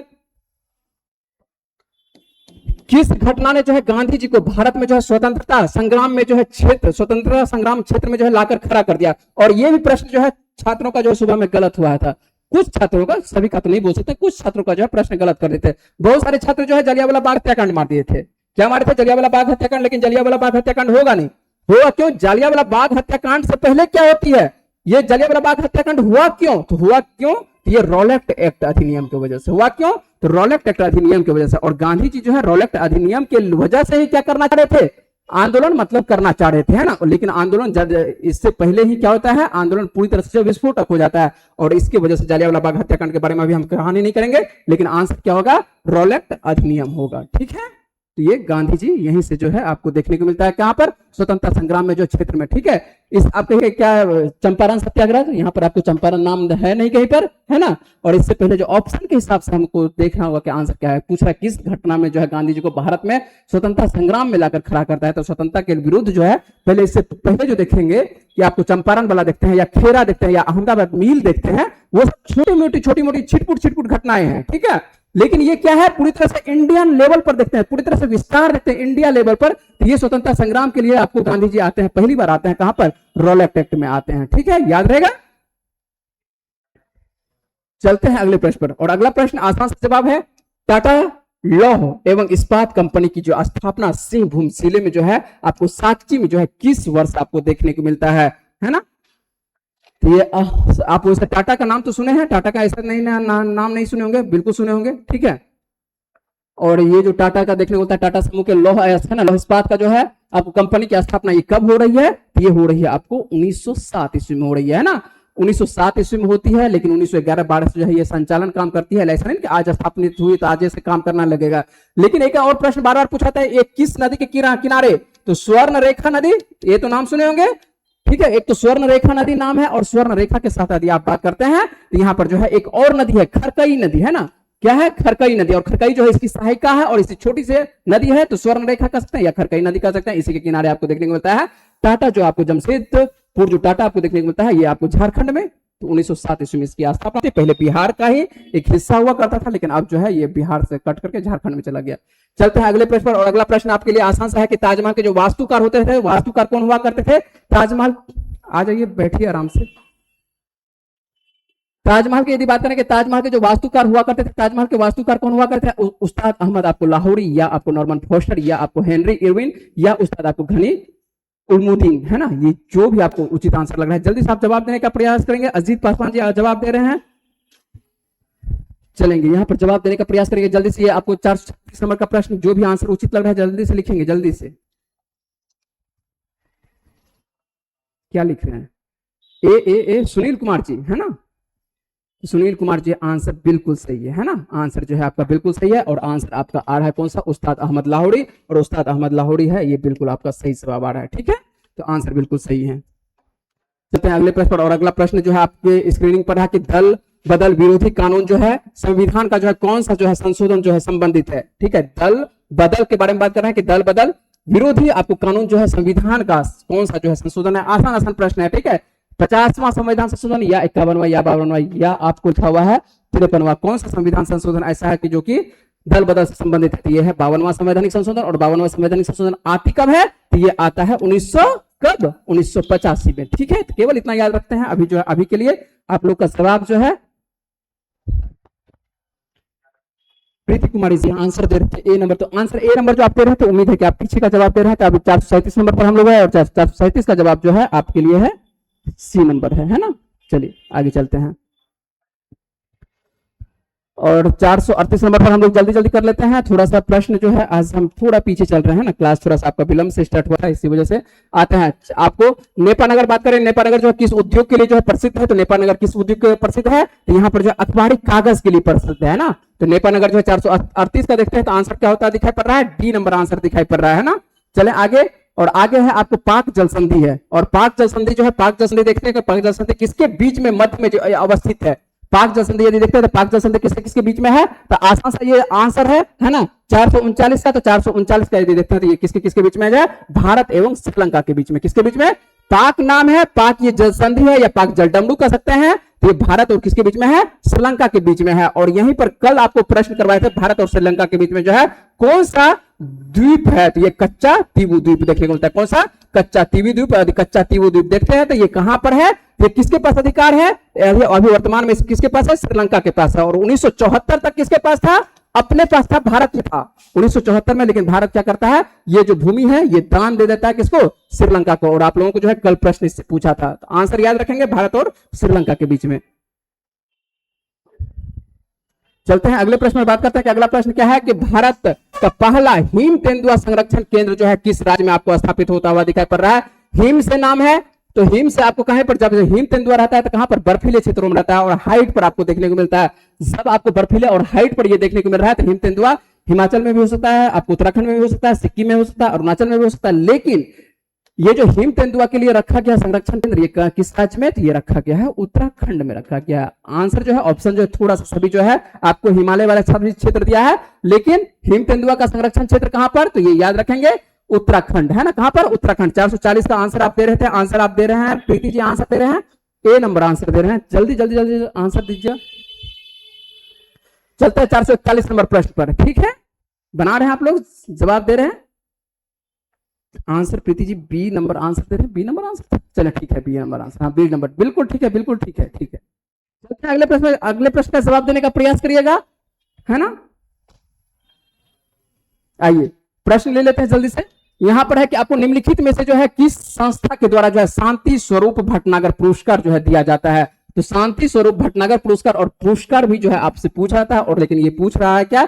किस क्षेत्र के लिए? ठीक है, तो किस संस्था के द्वारा? तो ये संस्था जो है आपको भटनागर पुरस्कार जो दिया जाता है विज्ञान, और विज्ञान के साथ जो है अनुसंधान। तो यहाँ पर आंसर ए ही देखने को मिलेगा, वैज्ञानिक आपको एवं औद्योगिक अनुसंधान परिषद के द्वारा। किसके द्वारा? तो ये वैज्ञानिक आपको औद्योगिक एवं अनुसंधान परिषद के द्वारा। तो आंसर आपका कौन सा हो जाएगा? 441 का आंसर देखने को मिल रहा है, ए नंबर आंसर देखने को मिल रहा है। हमको थोड़ा जल्दी करना पड़ रहा है क्योंकि इसके बाद जो है जल्द क्लास होने वाली है, इस वजह से जल्दी जल्दी हम लोग कर लेते हैं, प्रश्न को समाप्त कर लेते हैं, है ना। निम्नलिखित में से यदि बात करें अनुच्छेदों में से किस आपको एक में जो डॉक्टर बी आर अम्बेडकर के द्वारा जो संविधान को जो हृदय एवं आत्मा कहा गया है? तो जवाब बिल्कुल आसान सा है, और जवाब आप लोग देने का प्रयास करिएगा कि 442 का जो है आपको निम्नलिखित में से अनुच्छेदों में से किस आपको एक को जो है बी आर अम्बेडकर जी जो है किसको जो है संविधान का आत्मा कहा है? ये किसको कहा गया है?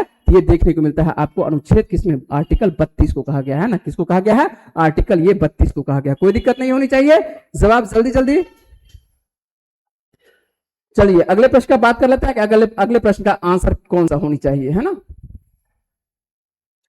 यहां पर है आपको चोल के बारे में बात कर रहे हैं, चोल राजवंश से आ रहा है कि चोल अभिलेखों में जो है उल्लेखित भूमि की आपको विभिन्न कोटियों को जो है अनुसार, कोटियों के अनुसार जो है देश को मंदिर के उपहार में दी गई भूमि कहा जाता था। ऐसा कौन सा भूमि है जिसको कि मंदिर के लिए दिया जाता था? और मंदिर के लिए सीधी सी बात है कि मंदिर को मतलब कि देवता जहां पर रही उसको बोलते हैं देव बोलते हैं, और देव को क्या किया है? दान की गई भूमि, तो देव दान करते हैं। क्या करते हैं? देवदान। और देवदान जो भूमि देखने को मिल रहा है अर्थात मंदिर की भूमि को क्या कहते हैं? देवदान करते हैं, है ना। तो ये चोल कालीन यदि बात करते हैं आंसर, तो आंसर कौन सा देखने को मिल रहा है? यहाँ पर 443 का डी देखने को मिल रहा है। और यदि बात करें वेल्लन वगाई क्या होती थी? जो आम व्यक्तियों की जो भूमि होती थी उसको वेल्लन वगाई का अंतर्गत रखते थे। और ब्रह्मदेव मतलब ब्राह्मणों को जो दान में दी जाने वाली भूमि थी उसको क्या बोलते थे? ब्रह्मदेव। यदि बात करें कि शाला भोग किसको बोला जाता था? तो शाला भोग बोला जाता था जो स्कूल के लिए पाठशाला के लिए जो भूमि प्रदान की गई थी उसको बोला जाता था शाला भोग बोला जाता था, है ना। पाठशाला, नाम याद रखेंगे, पाठशाला है ना, तो पाठशाला के लिए जो भूमि दी गई उसमें आपको कौन सा, तो शाला भोग याद रखेंगे। ब्रह्मदेव में क्या है, ब्राह्मण आ रहा है, तो ब्राह्मण के द्वारा है ना, और वेल्लन बोला जाता था, जो वहां पर किसान हुआ करता था, किसानों की भूमि जो है वेल्लन वगाई बोला जाता था, किसानों की जो भूमि होती थी वेल्लन वगाई। और देवदान तो आपको समझ में आ रहा है कि जो देवताओं को जो दान में दी गई भूमि उसको देवदान, जो मंदिरों के लिए। चलते हैं अगले प्रश्न पर, और अगला प्रश्न आपके स्क्रीनिंग पर रहा है, ये भारत में के संविधान में जो है अंतर्गत कौन सा आपको अनुच्छेद जो देखने को मिलता है, कारखानों में जो बच्चों के न्यूसन प्रतिषेध जो है करता है ना। टाइम कितना हो रहा है सर, आ गए?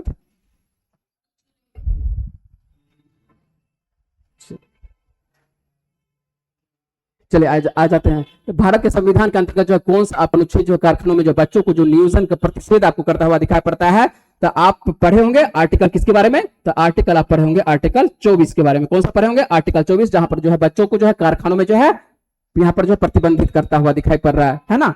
आंसर आप लोग दे रहे हैं, काजल यादव जी आंसर दे रहे हैं, और काजल यादव जी आंसर क्या दिए हैं, बाय बाय बाय का। चलिए कोई बात नहीं है, जा सकते हैं, आपका हो सकता है। चलिए वैसे समाप्त ही होने वाला है काम यहाँ पर जो है ना। डी नंबर आप दे रहे हैं, जवाब दे रहे हैं आप, प्रीति जी जवाब दे रहे हैं, तो आंसर बिल्कुल सही है ना। चलते हैं अगले प्रश्न पर, और अगला प्रश्न आपके लिए स्क्रीनिंग पर रहा है, संसद के दोनों सदनों तथा विधानसभाओं के सदस्यों का जो है मतदान द्वारा जो है किसका चुनाव किया जाता है। ठीक है, गौर करिएगा, ये प्रश्न को आसान सा जवाब है, ऐसा नहीं कि कठिन है। संसद के दोनों सदनों के द्वारा किया जा रहा है, कि संसद के दोनों सदनों के द्वारा ना, संसद के दोनों सदनों मतलब कि लोकसभा और राज्यसभा के द्वारा, और उसके बाद विधानसभा के द्वारा है ना, विधान परिषद नहीं लेंगे, केवल क्या लेंगे, विधानसभा लेंगे, और विधानसभा के सदस्यों के द्वारा जो मतदान कराया जाता है। ऐसा कौन सा है जिसका कि मतदान ये दोनों करते हैं, और ऐसा मतदान करते हैं किसके लिए किया जाता है, राष्ट्रपति के लिए किया जाता है। ठीक है, तो आंसर आपका देखने को मिल रहा है 445 का आंसर देखने को मिल रहा है, बिल्कुल आपका चंदन जी का जवाब आंसर आ रहा है, ए नंबर है ना, बिल्कुल बिल्कुल बिल्कुल सही है। ठीक है, चलिए आगे चलते हैं। अगला प्रश्न आपके स्क्रीनिंग पर रहा है, ये कि निम्नलिखित में से जो कौन सा आपको सबसे बड़ी आपको संसदीय समिति देखने को मिलती है, ऐसी कौन सी समिति जो है कि आपको लोक लेखा समिति, या प्राक्कलन समिति, या आपको राष्ट्र सरकारी उपक्रम समिति, या याचिका समिति, या आपको कमेटी ऑन, इसी का अंतर्गत आता है पिटिशंस। तो यहां पर देखने को मिलता है, हम डायरेक्ट आंसर पर आते हैं, समय मेरे पास है कम। तो प्राक्कलन समिति आपको कल भी करवाए थे, आज भी करवा रहे हैं, आंसर हो जाएगा आपको बी नंबर, क्योंकि इसमें जो होता है 30 सदस्य होते हैं, और 30 सदस्य जो है कहां से होते हैं, आपको एलएस से होते हैं, अर्थात लोकसभा से आपको देखने को मिलता है। तो आंसर आपको क्या देखने को मिलता है, यहां पर प्राक्कलन समिति, जहां पर क्या सबसे बड़ी ये आपको क्या देखने को, संसदीय समिति आपको देखने को मिलती है। ठीक है, उसके बाद चलते हैं अगले प्रश्न पर, क्या खुले बाजार की जो क्रियाएं निम्नलिखित में से किस नीति के अंग का आपको देखने को मिलता है। एक और प्रश्न को हम देख लेते हैं, प्रश्न ठीक लिखा हुआ है, खुले बाजार की क्रियाएं निम्नलिखित में से, ठीक है, हाँ, जो खुले बाजार की यदि आप बात करें कि खुले बाजार की जो आपको क्रियाएं निम्नलिखित में से जो किस नीति का ये अंग होता है, तो ये किस नीति का अंतर्गत होता है, आय नीति, या राजकोषीय नीति, या साख नीति के अंतर्गत। अब देखिए, जब भी आप रुपया बैंक में जो जमा करते हैं, या खुले बाजार के तौर पर ये जो रुपया जाता है, तो बैंक क्या करती है, साख सृजन करती है, क्या करती है, साख सृजन करती है। और ये जो आपको खुले बाजार की जो क्रियाएं निम्नलिखित में से आती है, ये किस नीति के अंतर्गत आती है, ये साख नीति के अंतर्गत आती है। किस नीति के अंतर्गत आती है वो दिखाई पड़ रही है, साख नीति के। अभी हम बता नहीं सकते हैं क्योंकि अब जो है मेरे पास समय कम है, लेकिन आपको ये साख सृजन बताएंगे कहां पर, इकोनॉमिक्स में आपको बता देंगे कि साख सृजन होती क्या है ना। और उसी के अंतर्गत यहाँ पर देखने खुले बाजार के बारे में बात कर रहे हैं, तो ये साख नीति के अंतर्गत आता हुआ दिखाई पड़ रहा है। चलते हैं अगले प्रश्न पर, जवाब दे रहे हैं आप लोग, जवाब देते रहिएगा है ना, जल्दी जल्दी। ठीक है, अगला प्रश्न आप लोगों के लिए है, भारतीय आपको राष्ट्रपति को जो है किस परिस्थिति में जो है पद से जो है त्याग पत्र देना पड़ता है। आसान सा जवाब है आर्टिकल कुछ है, तो आर्टिकल आपको 61 है ना। और आर्टिकल यदि बात करें 61 और 61 पर क्या लगाया जाता है, 61 के द्वारा महाभियोग लगाया जाता है। और ये आसान सा जवाब है, सभी से बनना चाहिए, ऐसा नहीं कि किसी से नहीं बना है ना, सभी से ये प्रश्न बनता है। और हम लोगों के लिए जो है आज का जो है 449वां नंबर प्रश्न है। और नौसेना, सेना, वायुसेना का काम जो है भारत के संविधान की जो है 7वीं अनुसूची में है ना। और 7वीं अनुसूची में देखने को मिलता है 3 प्रकार का क्या देखने को मिलता है, आपको सूची देखने को मिलता है। क्या देखने को मिलता है, 3 प्रकार का आपको, एक तो देखने को होता है संघ, और संघ के बाद देखने को मिलता है क्या देखने को होता है, आपको राज्य देखने को मिलता है। राज्य के बाद आप देखते हैं तो आपको संवर्ती देखने को मिलता है, या किसी को पहले कर सकते हैं या संवर्ती को भी पहले कर सकते हैं। ठीक है, यहाँ पर 3 प्रकार की सूची है। और यहाँ पर जो किसके बारे में बात कर रहा है, नौसेना, तो नौसेना पर किसका कमांड रहता है, तो ये रहता है किसका, संघ का आपको रहता है, या संवर्ती का रहता है, या सेना का रहता है। आप आसानी से जवाब दे सकते हैं कि नौसेना पर किसका, राज्य का देखने को मिलता है या नहीं देखने को मिलता है। बोल सकते हैं कि राज्य का देखने को मिलता है, बिल्कुल भी नहीं देखने को मिलता है। संवर्ती किसको बोलता है, जहां पर कि राज्य और केंद्र दोनों का कानून बनाता है। तो ऐसा नहीं नौसेना पर दोनों नहीं बना सकता है, तो नौसेना ये सभी जो है एकदम सुरक्षा का काम करने का काम कर रही है, और सुरक्षा का जो जिम्मेवारी किसके पास रहेगा, केवल केवल केवल केवल केंद्र के पास अर्थात संघ के पास आपको देखने को मिलता है ना। इस पे जो है कानून बनाते हुए दिखाई पड़ेगा केवल कौन सा, तो ये संघ बनाते हुए दिखाई पड़ेगा, ऐसा और कोई नहीं दिखाई पड़ेगा, है ना, संवर्धन नहीं बनेगा। शिक्षा सब आएगा किसके अंतर्गत आएगा, शिक्षा सब आएगा संवर्ती के अंतर्गत आएगा, जहां पर जो दोनों कानून बनाता हुआ दिखाई पड़ रहा है। आपको एक लास्ट में प्रश्न है, और लास्ट में जो है आपको प्रश्न देखने को मिल रहा है, ये बायोलॉजी से संबंधित प्रश्न देखने को मिल रहा है कि आपको फ्यूफाइसी के सदस्यों को जो है प्राय सवाल जो कहते हैं ये कौन सा सवाल होता है। फ्यूफाइसी नाम में है फ्यूफाइसी, और फ्यूफाइसी यदि बात करते हैं तो ये कौन सा आपको देखने को मिल रहा है, ये आपको भूरा सवाल देखने को मिल रहा है। कौन सा देखने को मिल रहा है, ये भूरा सवाल देखने को मिल रहा है। आंसर लेते हैं, डायरेक्ट आंसर पर आते हैं, तो ये भूरा सवाल है ना, फ्यूफाइसी। हरा आपको क्लोरोफिल देखने को मिल रहा है ना, तो ये जेंथोफिल देखते हैं पीला देखने को मिलता है, ठीक है।